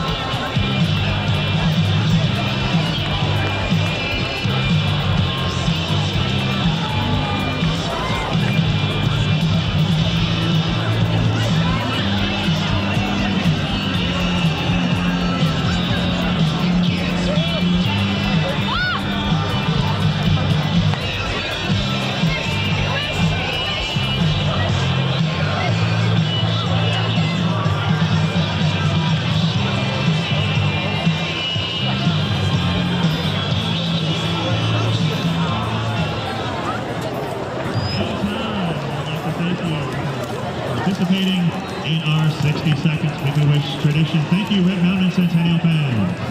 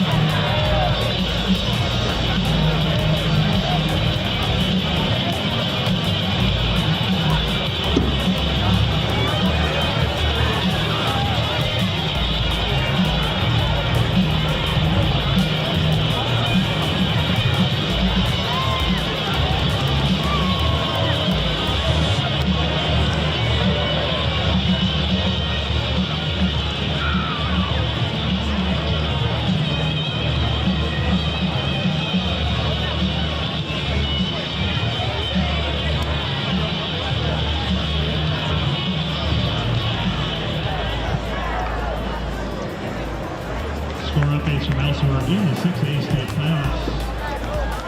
Queen Creek and Centennial O'Connor are tied at 14. Pinnacle leads Mountain Point 35-7. Perry leads Chandler 17-10. Brophy leads Boulder Creek 37-0. Mountain View leads Cesar Chavez 35-0. And Highland leads Castile 24-0.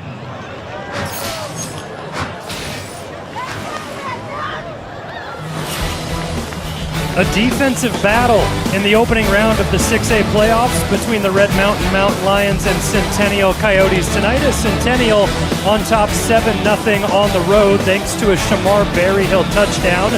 Alongside Nate Smith, I'm Zach Warhack, and for our entire student-run production crew, we thank you all for tuning in. Nate, big first half for both these defenses, a 7-0 scoreline here, but a lot of other action going along in the state of Arizona tonight. Yep, and to begin that, Brophy is rolling the Boulder Creek Jaguars 37-0, and Mountain View taking care of business against divisional opponent Cesar Chavez 35-0. Bit of a surprise here. Williamsfield is leading South Point 14-7 heading into halftime. Queen Creek, here's another one to look out for. Queen Creek 21-14 O'Connor. It's the end of the second quarter there. Highland beating Castile 24-0, and Pinnacle beating Mountain Point 35-7. And to round off the matchups, Perry is leading Chandler 17-10. More to come in the later parts of the game.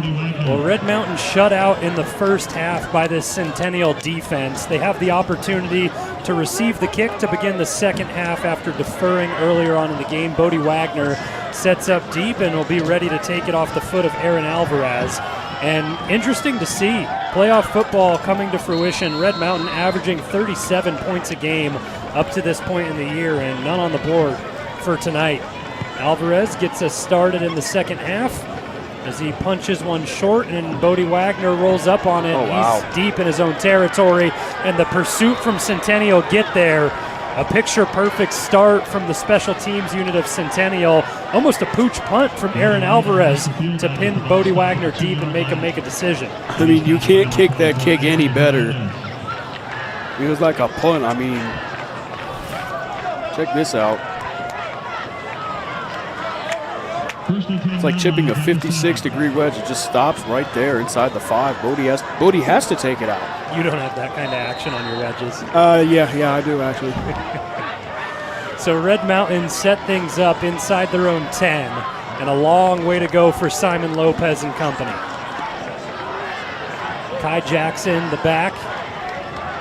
Anthony Peevler heads in motion on the line for Red Mountain. The give to Jackson, cuts it back and spits out for a gain of a couple. With your backs against the wall, you just want a little bit of breathing room here, and Jackson provides that on first down. It gets you 3 yards. 3 yards a pop. It leads to a 4th and 1. So just get a gain, get a run that goes for more than 4 yards, and you'll be in a good spot. We'll see how Red Mountain open things up in this second half. Bodie Wagner, a couple of targets, hasn't been able to haul one in tonight.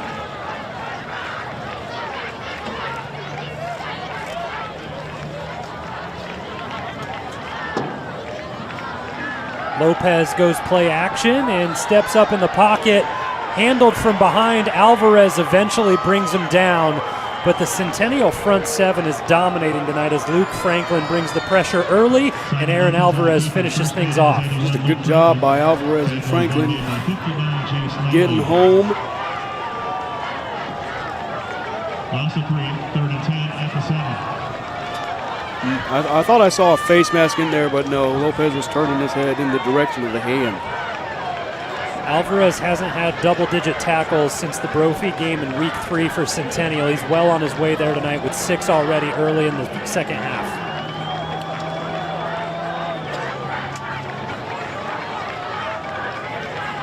Third and 10 for Red Mountain, back to the original line of scrimmage.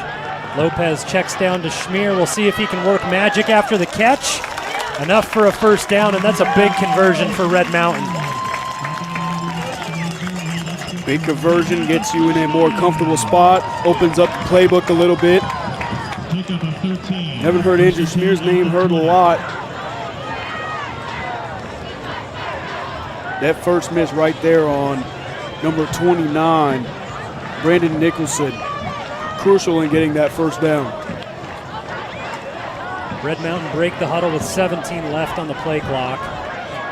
Kai Jackson still the back in the game for this Mountain Lions offense. Wagner in motion, they fake to him, and Jackson gets out for a couple and a little bit of extra help from his friends on the offensive line. Tell you what, over the last couple games, the end arounds for Red Mountain haven't been clicking. And it's always a miscommunication between the quarterback, the wide receiver, and the running back on who gets the ball. Ground game getting to work to start this second half for Red Mountain as Kai Jackson gets out to the 30, and the chains will move once again. Once again, it's Aaron Alvarez and Chase Lang on the tackle. Well, the officials have the spot at the 30, waiting to move the sticks, and there they go.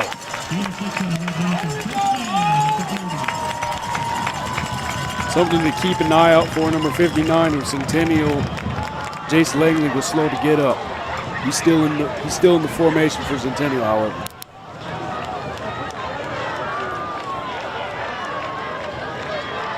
He sets up on the interior of the D-line left side there.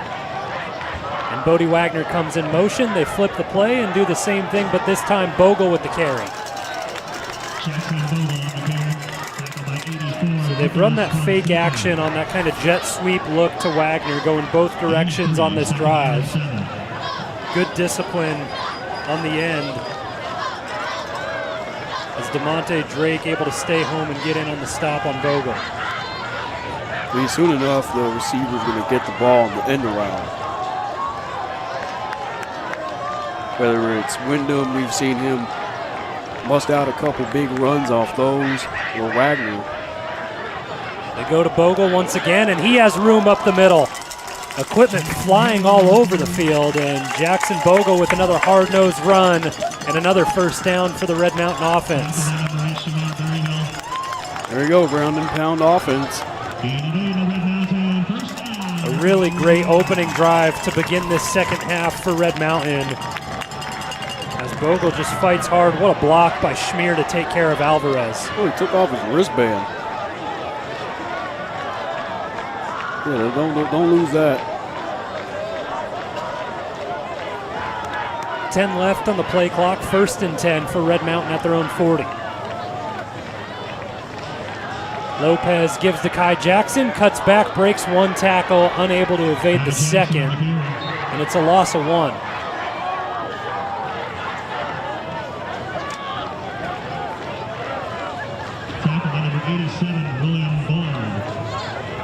So the run game's been working for Red Mountain early on this drive. Centennial answer with a little bit of pressure from the defensive front in the run game. Just when does Brian McDaniel draw up a shot for Simon Lopez to look deep? Well, you got trips to the near side.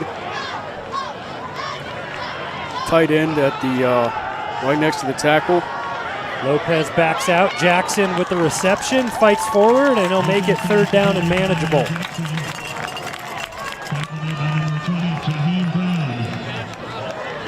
Good read there. Do you sub in Bogle to get the tough earned 4 yards?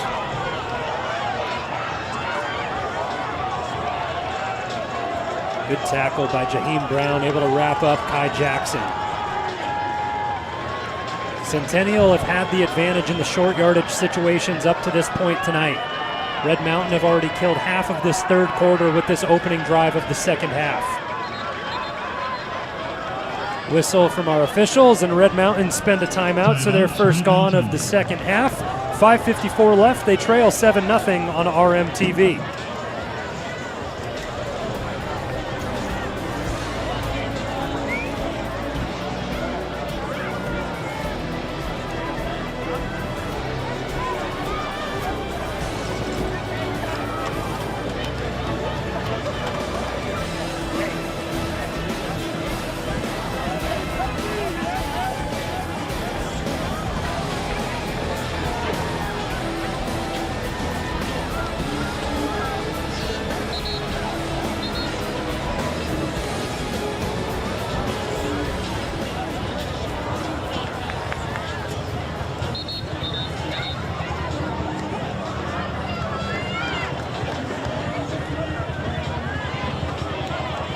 5:54 left in the third quarter on RMTV as we break out of the timeout. Red Mountain have the ball, 3rd down and 4 from their own 47, and Centennial have had the advantage in this situation all night long. Kai Jackson, the back, flanking Simon Lopez to his left. Horrendous post, singled up. Bodie Wagner motions, and Simon Lopez keeps it, tries to fight forward, and he is not going to get the first down. Great penetration by Nicholas Fonseca as he makes a big stop for this Centennial defense.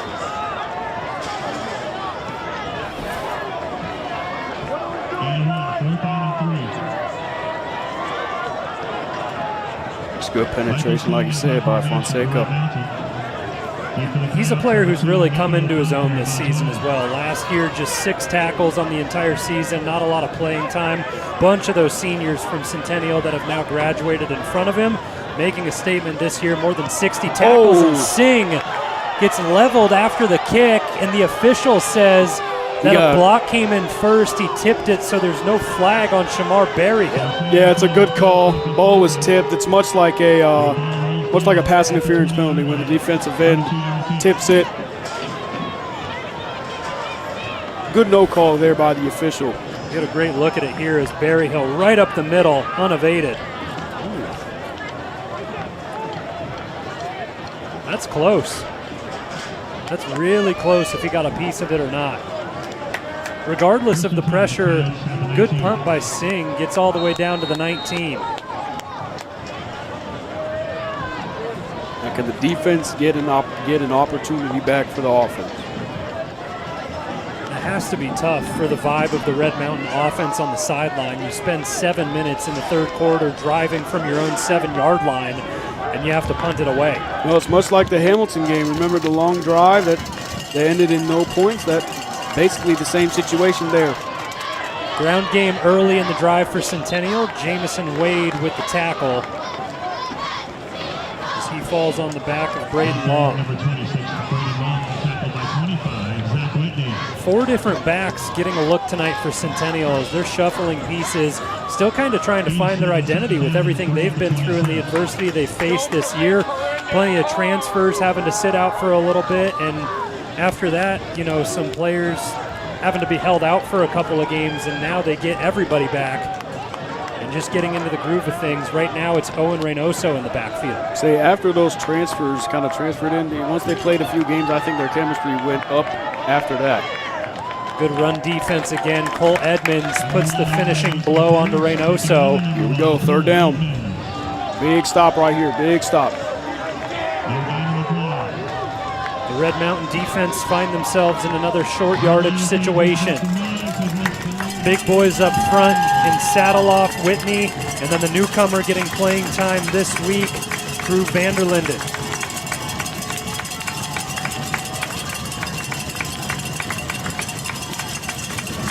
Red Mountain show pressure, and they bring the house. Jamison Wade, Jackson Bogle, can they get home? And Manna throws a jump ball incomplete. So close to a sack from Red Mountain as Kyle Enders dials up the blitz. Well, they said they were going to send the house. Good stop there. That's what we're talking about. Somebody had to go unblocked, and that was Jamison Wade. Unfortunately, he didn't get the sack, but Manna just put some air under it, incomplete. Huge stop there. A quick 3 and out thanks to the defense of Red Mountain, and Cornett may have a chance at this one from his own 40. See if Red Mountain gets back at the punter for Centennial after a close call on the Michael Singh punt attempt. 1 second left on the play clock, and if it's accurate on the field, that's a delay of game. Flag comes from the back judge, and they call it. Good spot by Travis Keedy on that one. Got to give the refs their flowers, right? You can tell Keedy made a good call there.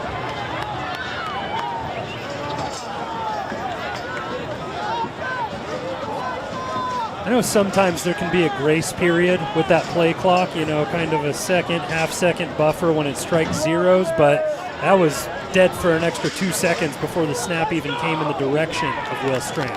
Yeah, there was a lot of leeway.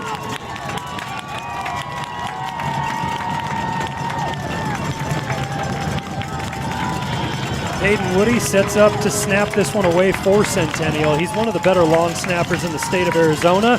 The Lake Forest College commit gets it away, and this one end over end. Another roller that keeps on going down towards the 35 as Red Mountain head back onto the field, and they look for a different result this time around. They went to the run game a lot on that previous drive, Nate. Do you think that opens things up this time around for the play calling of Brian McDaniel? I think so. I'm expecting just a deep shot. Probably to Bodie Wagner. He has been the man to target this season for Red Mountain. After the previous week, he took over as the all-time leader in receiving yards in school history for Red Mountain. So congratulations to B-Dubs, the senior, on his way out. He wants to continue to play a few more games. Red Mountain going to need a mount a comeback if they want to keep fighting in the 6A playoffs. They trail 7-0 with 3:25 left in the third. Elijah Carothers for Centennial. Lopez looks to take that shot towards B-Dubs. Jump ball incomplete. Nice coverage on the near sideline, broken up by Braden Long. Just a strong secondary Centennial has. It's hard to get behind them.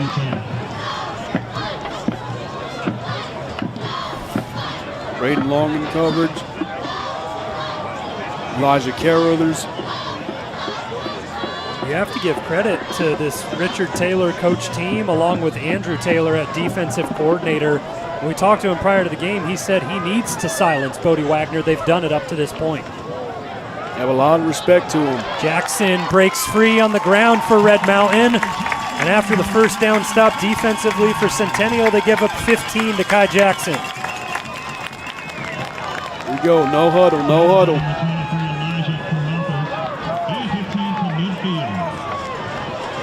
There's that diamond or rhombus formation, as you like to call it, bottom of the screen. Corendus Poe with the reception as he gets out across the Centennial 45. Look at Carothers trying to rip the ball out of Corendus Poe. Starting the lawnmower. Signs of life for the Red Mountain offense, and the crowd beginning to get into it for the first time tonight as well. Carothers.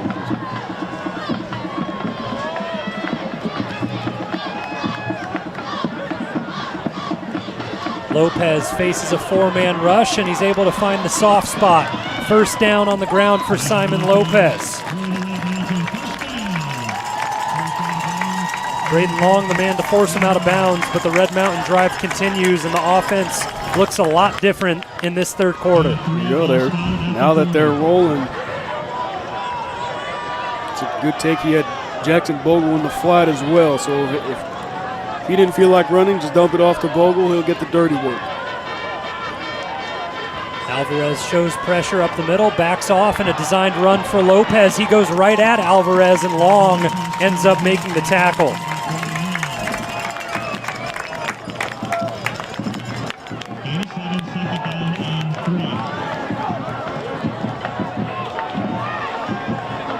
Red Mountain back to that four-wide look. Same play, screen to Corendus Poe.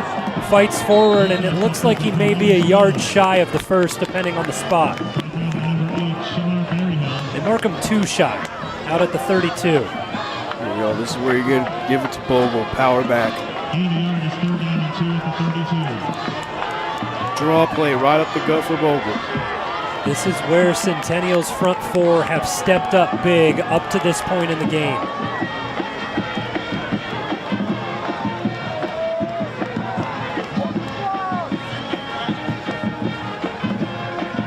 They give to Bogle, and he's spun around, and he's going to be short of the line to gain, just back to the line of scrimmage. Ooh, it's decision time. At this stage of the game, do you want to go for the field goal, or you want to bring out the heavy set? It looks like the heavy set checks into the game. Jamison Wade in the huddle along with Anthony Beevler and Jackson Bogle. You know what that means. Push the pile. We hit the final minute in the third quarter, and a big 4th down and 2 for Red Mountain. Timeout taken by Centennial. They wanted to get a look, and they spend their first of the second half. We'll keep it right here on RMTV with 51 seconds left in the third quarter. This isn't a make or break situation, but it feels like Red Mountain could certainly gain some momentum if they pick up this 4th down. Definitely, for sure. Pick up the first down here. It opens up the playbook a little bit. You get a good look in the huddle of Brian McDaniel chatting with his offense. Simon Lopez, Bodie Wagner, Andrew Schmier right in the middle of the conversation. And you just wonder what he's drawing up. You feel a sense of frustration if you're down there as an offensive player, not able to put anything on the board up to this point? I definitely think so. They had plenty of opportunities to. I think right now this is your best opportunity to put some points on the board. Big spot, big spot. Red Mountain showed their cards, and they weren't bluffing. They bring out the same formation, and Centennial have done their homework, and we'll see what they draw up. It'll be interesting to see what Jamison Wade does in this formation, because we've seen him go out for a pass in the Mountain View game. Or are they just going to play straight up bully ball? It is crammed up in the front there. Lopez fakes it, rolls out, looks over the top, and Wade lays out for it. We'll see what the call is. Centennial celebrating incomplete. Good concept, but Red Mountain unable to convert, and Centennial's defense get off the field once again. Container for number 13, Jameson Wade. Coyotes take over for Centennial for 32. It was there. Lopez just flushed out of the pocket, and a tough throw to make back across his body. Say just a millisecond more on that block by Jackson Griffin. I think it would have gone. Now it's time for the defense to make a stop. Centennial went 3 and out last time on their first drive of the second half. That started from their own 19. They have it at the 32 to begin this one.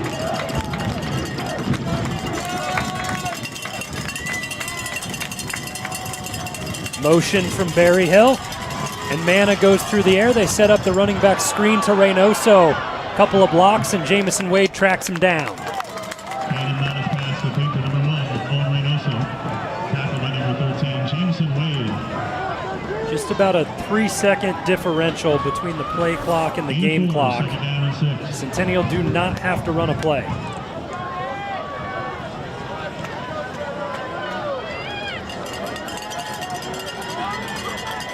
Lucas Farley was just looking to help out there on that play for Centennial. He's out in front, lead blocking. No one came across his path. Just trying to find some work.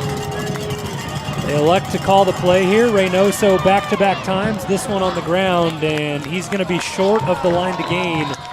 So 3rd down and 3 upcoming on the other half of the break. 7-0. Centennial still on top on the road in this opening round of the 6A playoffs on RMTV.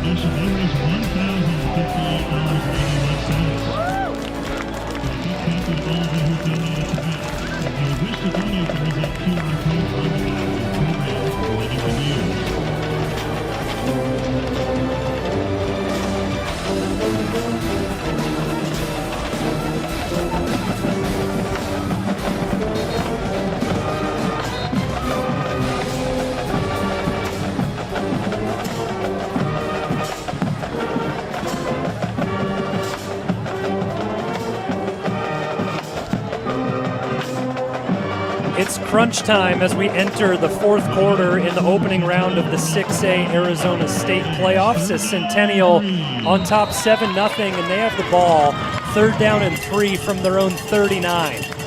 Both defenses have come up big multiple times tonight. Previous time it was a short yardage situation. Red Mountain brought the house. They bring pressure again, a roll Wide open deep shot. Berryhill unable to keep his feet. Red Mountain catch a break there as he had a clear shot to the end zone, but a big conversion from Centennial to start this fourth quarter. There's a miscommunication in the secondary. Looked like maybe Red Wing got mixed up in the coverages there. Luckily, Berryhill able to be down at the 30, but wow, big play. A little fake, Berryhill gets it on the reverse, and he has a full speed ahead steam run all the way into the end zone. Berryhill gets it on back-to-back plays. He doesn't get the deep shot, but he's in on the run, and now a 2-score lead for Centennial at the start of this fourth quarter. Maybe Berryhill using that Sabino-made speed on the end around, and Centennial is off and running. They just fake the concept, and everyone gets caught up for Red Mountain. Great play call. Extra point up and through, just 39 seconds gone in the fourth quarter. Centennial punch it in, and they lead 14-0 on the road on RMTV.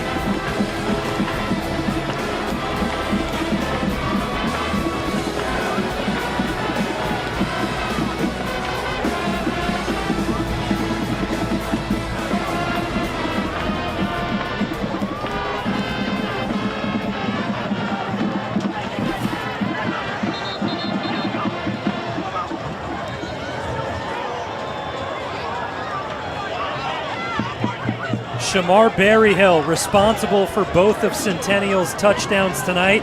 It was a 6-yard reception to start the scoring off. The end of that replay shows his 30-yard rushing touchdown. And now Red Mountain in desperation mode. 11:21 left in the fourth on RMTV. They trail by 14. That's a big answer from the offense of Centennial to extend the lead there, Nate. Yeah, absolutely. And on the side of Red Mountain, you see just lack of energy. Need a good return here, set the offense up in a good position to score. Start throwing haymakers, start throwing them shots down the field. Aaron Alvarez had a beautiful kick last time that checked up inside the 5. He goes with the squib, and that's a live ball. No. Red Mountain able to fall on it. That got dangerous really quick, but Riggs Metcalf able to secure it. Ooh, it's the Mountain View game all over again. The Mountain View tried this squib kick.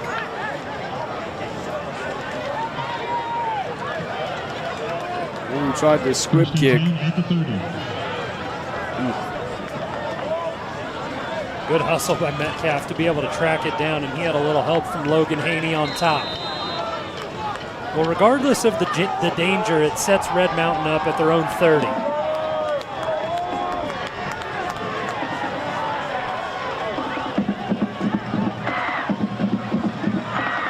Wagner in motion. Lopez waits the snap and runs the sprint out towards him. Nothing downfield. Lopez just throws it away. It's been a tough night offensively for Red Mountain. They've been turned over on downs twice, a few punts, and then an interception as well from Simon Lopez. Just a struggle of just not completing. Lopez 5th in the 6A division in passing touchdowns on the season. Right now his offense being shut out.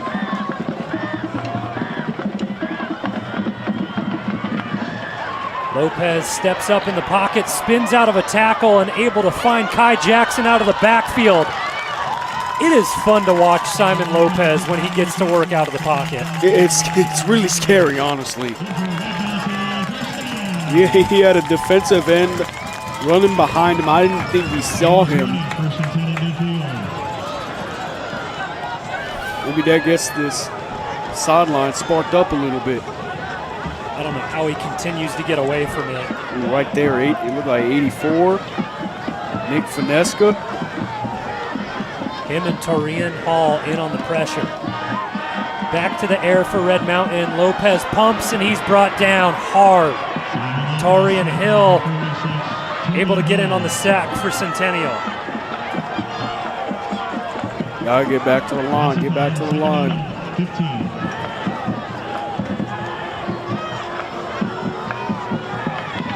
So Torian Hall now has 8.5 sacks on the season, his first one tonight, and the second time Lopez has been brought down behind the line of scrimmage. Well, and now after the sack, Torian Hall jumping up and down to call the timeout on the defense for Centennial as they try to get bodies off the field late. Back and forth momentum swings continue between these two teams, right? It was a big stop on first down for Centennial, and then Kai Jackson, after the magic from Simon Lopez, able to pick up a big first, and then a loss of 5 on the sack from Hall. Definitely had 1 step forward, 2 steps back. What are you thinking if you're the Red Mountain offense? Are you looking for the deep ball? Are you looking for like a mid-range ball, or It's something that's been successful for them, the deep ball, all season, as you've talked about the money post with Bodie Wagner. But I think that Centennial is just such a well-coached team by Richard Taylor. You're going to have to pull out all the stops. Any trick plays, any situations you can set up from Red Mountain need to be emptied now. I'm not sure if you have a trick play you can draw up on 2nd down and 15, but pitch? We'll see if Red Mountain just stay basic here. That secondary by Centennial's been playing lockdown this entire game. 15 yards off the line of scrimmage. Jackson picks up the blitz. Lopez unable to get away from the second. And it's a sack for Shamar Berryhill. What isn't he doing tonight? 2 touchdowns and a sack. Well, they brought the house. They sent 5. Then later an additional rusher. Berryhill just playing out of his mind. 3rd down and 19 for Red Mountain. Under 10 minutes in the 4th quarter.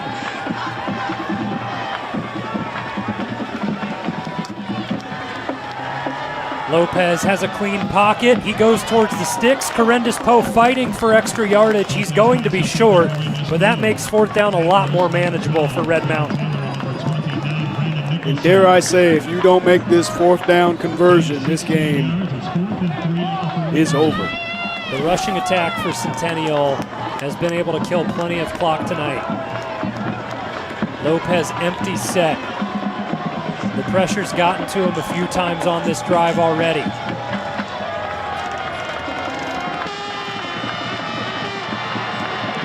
Lopez goes quick. Thorstad, what a grab. He stabs it out of midair, and Red Mountain go from 3rd and 19 to 1st down and 10 in 2 plays. That was a grown man catch right there from Thorstad. Not the premier receiver of Red Mountain, but he's a handy dandy 3rd wide receiver to have. This is the area of the field where Red Mountain have stalled out all night.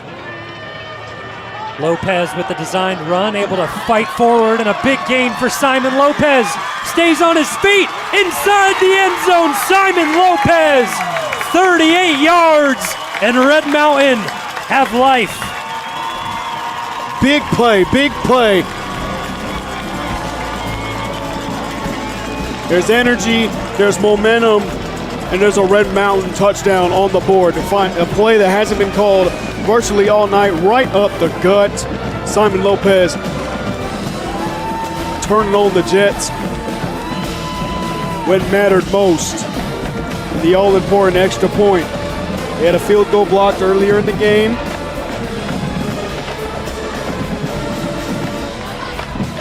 See what will happen. That time, Red Mountain able to convert, and they cut the lead in half. They trail 14-7, but the momentum on their side. 8:25 left in the fourth on RMTV.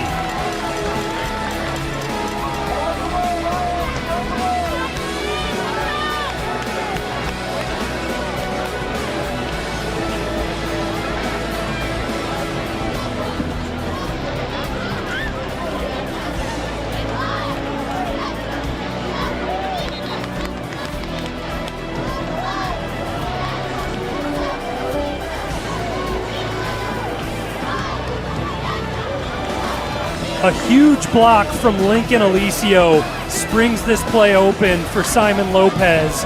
Up against the best linebacker for Centennial, he was able to handle Aaron Alvarez and let Simon Lopez go for all 38 yards. His 9th rushing touchdown of the season. Could not have come at a bigger time, Nate. Oh my.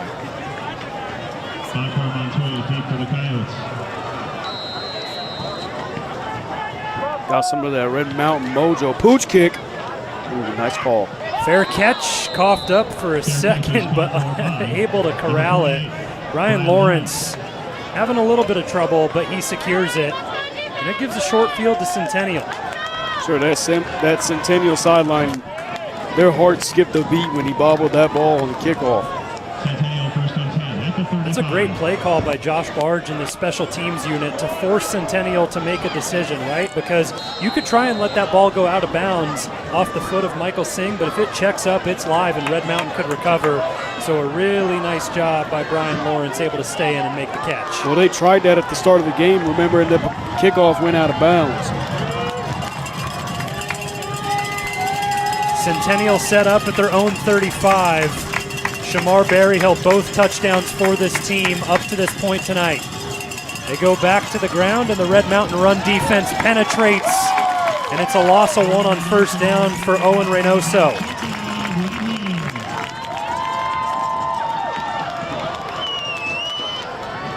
This is by far the best defensive game that Red Mountain have played in 4 weeks. It absolutely is.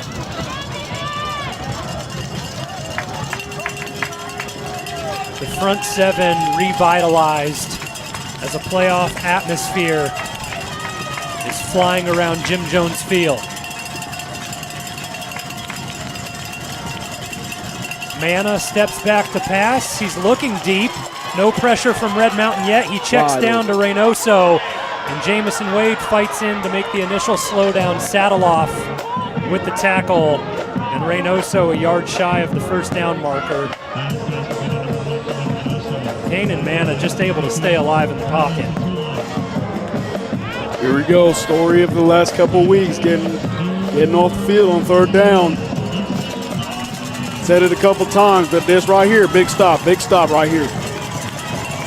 The hard count has been used the past couple of weeks against Red Mountain. We'll see what Centennial do here. Red Mountain bring pressure, QB keeper, and Manna with the first down, forced out of bounds by Cole Edmonds. Centennial have been great with the play calling on third down in short situations. So it's a smart play. It's like a double-edged sword. When you hand it off to Owen Reynoso, let him do the dirty work. Or Kane and Manna.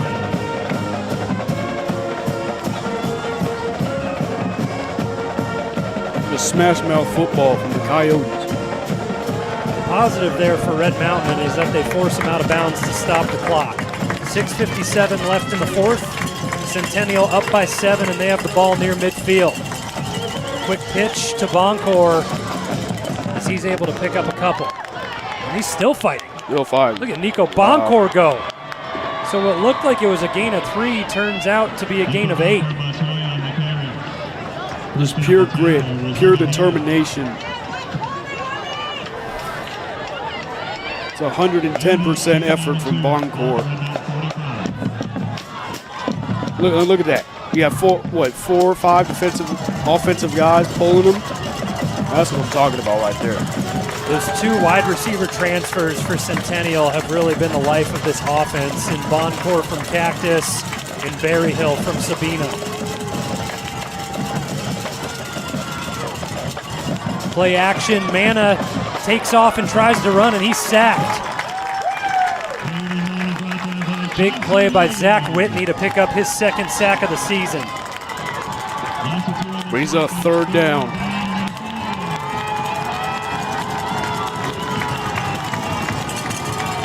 We've seen Red Mountain bring the house twice. They got burned once, and last time, Manna with the quarterback keeper. Darian Bartholomew is the back. He is the big bruiser for Centennial. There, get the snap off. Down to 5. Play clock. Manna back to pass. Pressure doesn't get there. He has a deep shot down the sideline, hauled in, and Nico Boncourt into the end zone.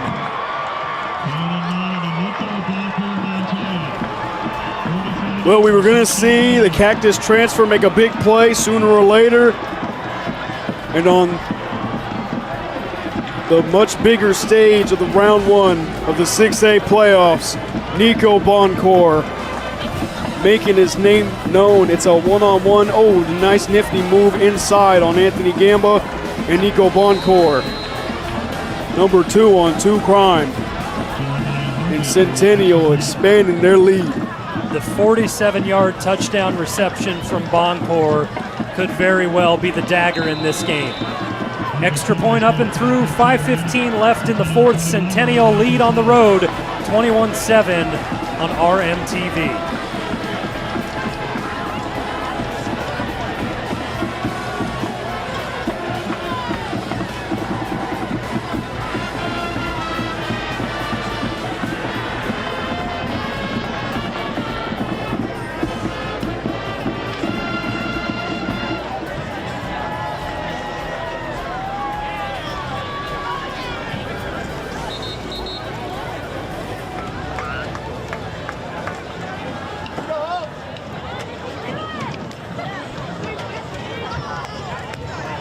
Red Mountain with their backs against the wall in the opening round of the 6A playoffs here on RMTV.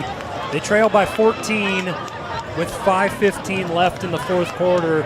They still have 2 timeouts to work with, but it will have to be quick work offensively.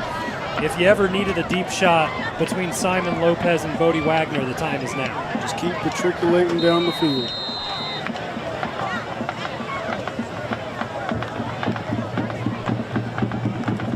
They had Corendus Poe with the deep shot last week for 84 yards against Mountain View, also in desperation time. So we'll see what they can open up. Another line drive kick up the middle, scooped up, and a return opportunity for Haney. Haney with a couple of moves, and he stood up right around the 28. A long way to go for Red Mountain on this drive, and just 5:06 to do so, but they want to make quicker work of that. Still needing 2 scores to tie this up.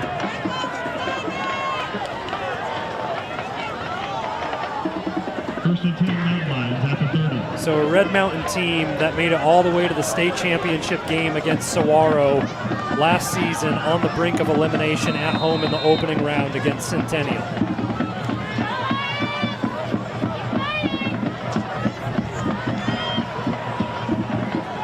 Lopez goes quick to Wyndham, and he has room and blockers set up on the outside.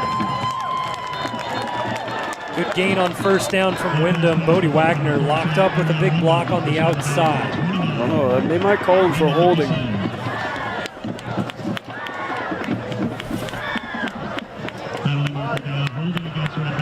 They do call it. Yeah, Bodie Wagner engaged and locked up. Yeah, I think it was right at the end there. The jersey pull of Braden Long, unable to disengage, and that's where the hold comes from. Cannot have that. 5 minutes remaining in the game.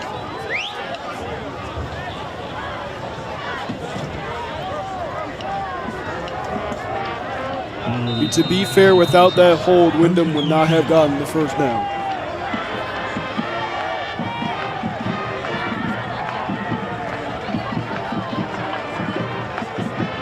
Backs Red Mountain up a few yards, and Lopez looks to do it again. Play action, looking over the middle, doesn't have a pass, and able to escape the pocket for a little bit, brought down from behind. Braden Long in on the stop. Simon Lopez on the field for tackle by 22, Eli Taylor. Gotta play hurry up. You have 2 timeouts. But hurry up is the best option. Nearing the 4-minute mark, a sprint out for Lopez. Comeback route, Bodie Wagner, tip drill. Wow. What a catch. Great concentration by Bodie Wagner on the near sideline for his first reception of the evening. 46, gain of 12. Comes at a big time, too. Look at him lay out for that. Woo! Toe drag swag. Yep. Nearly picked off by Shamar Berryhill, who has just been having an impact on this game tonight.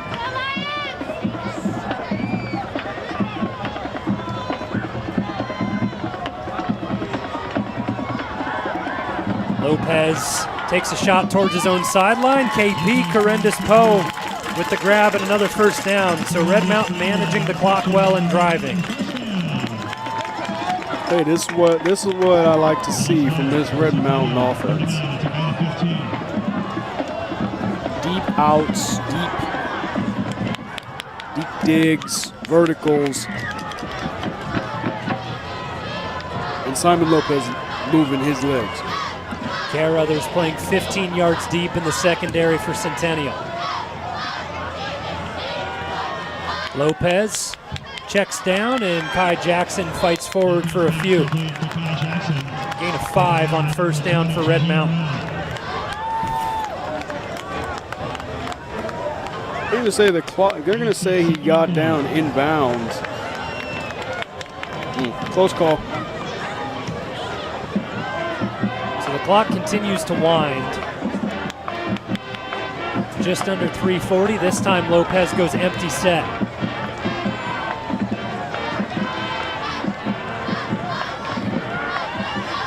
Lopez spits it out to Corendus Poe. He's able to break a tackle and then goes down inside the 35. Keep going. Gotta have some sort of quick tempo. The score needs to come relatively soon for Red Mountain. 2 timeouts to work with, pending an onside kick or a defensive stop if they're able to punch this in.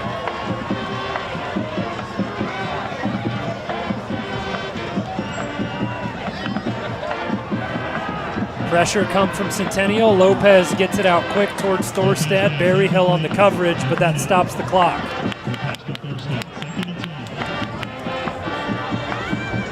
Centennial have just really been in their base defense all night, getting Simon Lopez uncomfortable, bringing different blitz packages. That time they show 5, and it's just forcing Lopez to get the ball out quick. I mean, Rich Taylor, he put that as one of his goals, along with pretty much shutting down Bodie Wagner.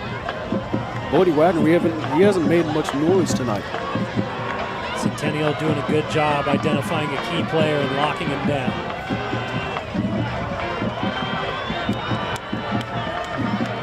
Lopez looks to the end zone, has to evade a blitz and throw it underneath. It brings up 3rd down and 10. The secondary for Centennial just blanketing everybody.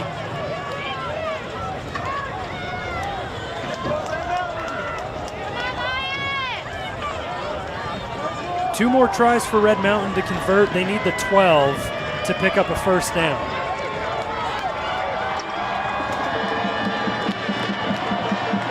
The crowd begins to liven, as well as the Centennial sideline, on the brink of a playoff victory.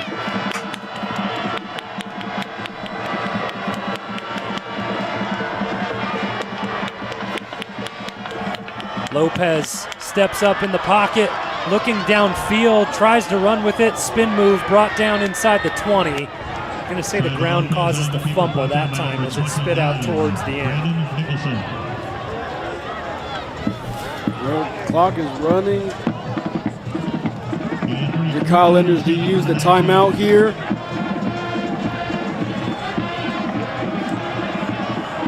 About a 2x2 set. Bodie Wagner on the top of your screen. Corendus Poe on the bottom. We'll see what kind of pressure Centennial draw up. Freeze count from Lopez. Andrew Taylor in charge of this defense for Centennial. 5 left on the play clock. Centennial bring pressure. Oh, look. Flag on the far sideline. We'll see what it is, but Lopez brought down in the backfield. There were a couple of things wrong on that last play. Kai Jackson looked like he didn't even get the play call. Brian Lawrence ended up getting home for Centennial. We'll see what the officials sort out.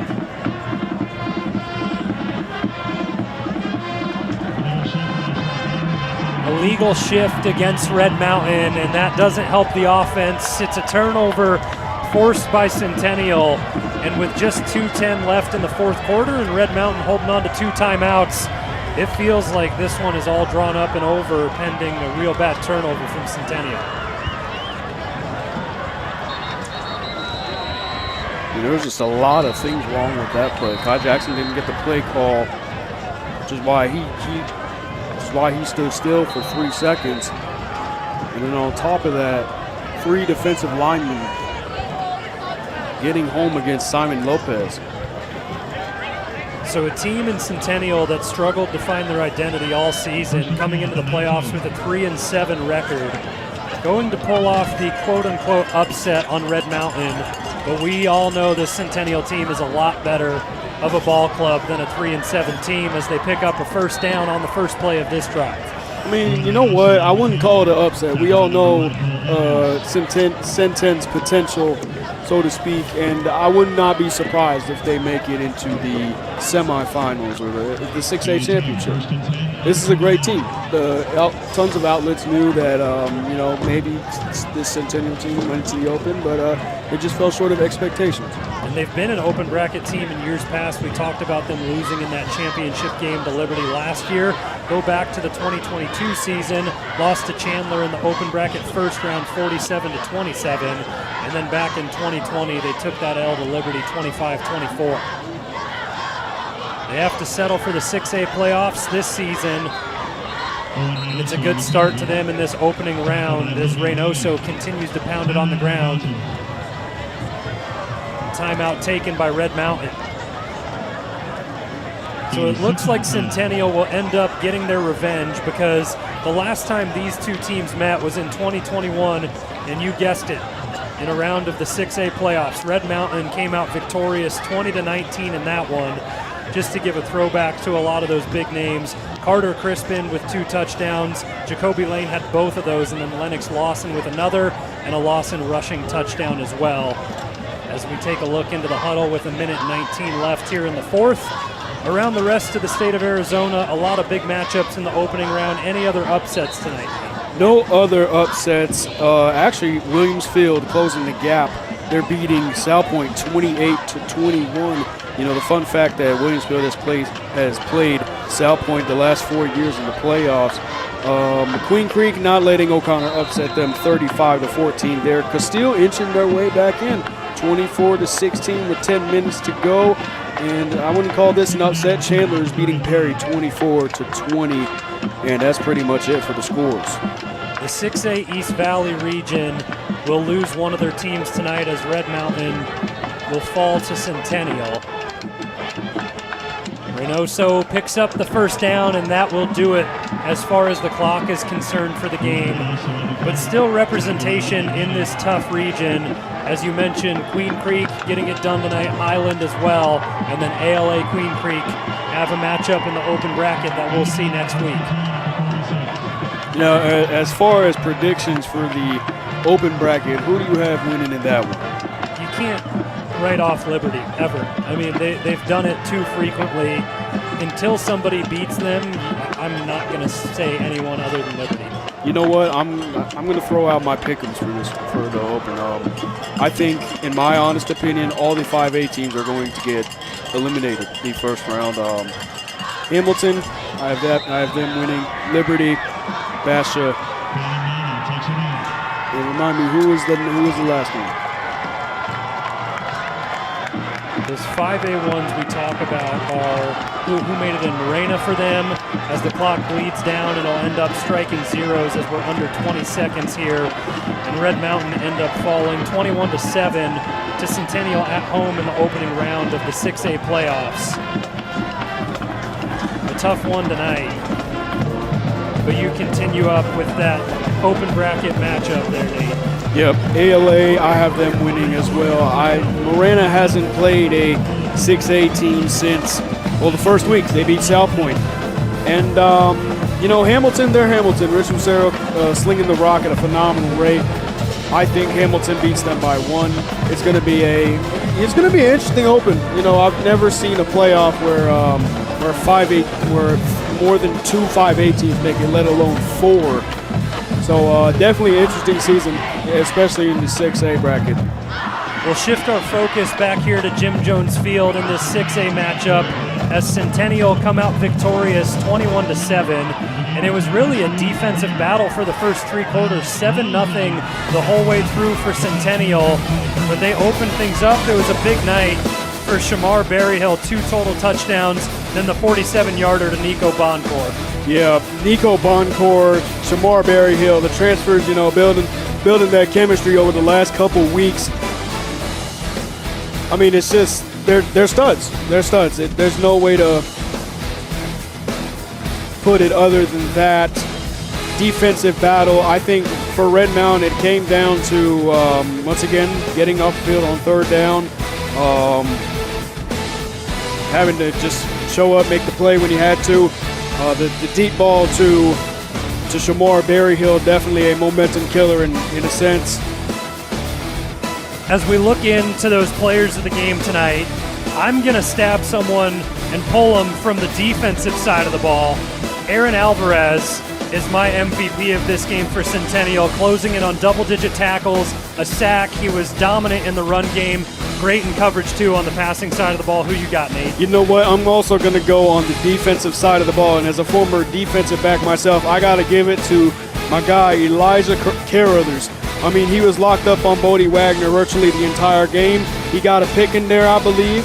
So, you know what? I'm going to go the underrated guy, Elijah Carruthers. And as this will be our final broadcast of the season here for RMTV, again, we like to shout out all of our crew here. Everything you see on your screen, all student run, from the camera shots, the graphics, all of the directing, the behind-the-scenes work. A shout out to Tyler Horahan and the rest of the group and this whole student run production crew.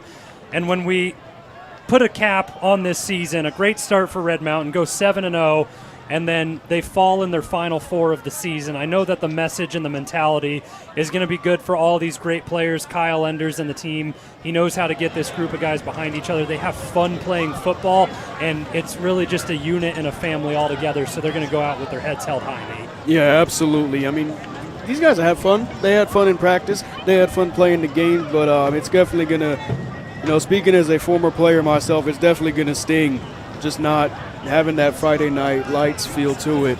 You go home after school and you just, the first couple weeks is like, hey, something doesn't feel right. But, give it a couple weeks and then you'll be all right. I know after every game we close in on those players of the game, but I want to take a page out of my book here and talk about players of the season and people that we've just enjoyed watching and seeing everything that they do on the field.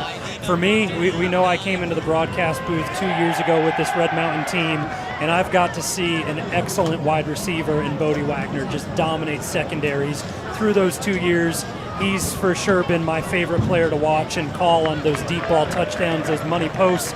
B-Dubs, I know you have an offer from NAU. That's my alma mater. I'd love to have you go there and play at the next level so I could keep cheering for my Lumberjacks and B-Dub all the way through. But Bodie Wagner has by far been one of my favorite players to watch and my player of the season, Nate. I was going to pick him too, but you took him away from me. So I'm going to go with the linebacker, Jamison Wade. I've seen him play before as a player. I think he's just a bona fide stud. I mean, this guy played varsity since he was a freshman, and just seeing him develop not only as a linebacker but as a person, as a personality. Seeing him get offensive snaps is a little crazy to me, but he has the skill set, and I'm speaking to the future. He's going to get an offer. We'll get to see Jamison Wade one more time next year as he will be a senior. And with that word senior, a shout out to all those seniors on the Red Mountain roster, and congratulations for a great career playing in your final matchup tonight against Centennial. And for one last time of the season, we'll go ahead and wrap up the broadcast here. And to put a cap on things, a 21-7 final as Centennial take home the victory and move forward. They will most likely take on Highland depending on how that game finishes up. And for one time in our lives, maybe we can root for Highland, a rival in the 6A East Valley. Oh, I don't know about that, man. That'll be the matchup, and for the rest of the playoffs, the open bracket, everybody enjoy it. And for one last time, on behalf of our student-run production crew at RMTV, alongside Nate Smith, I'm Zach Warhack, signing off for the final time this season. Everyone have a great night, great off season, and a great rest of the year. Peace out, everybody.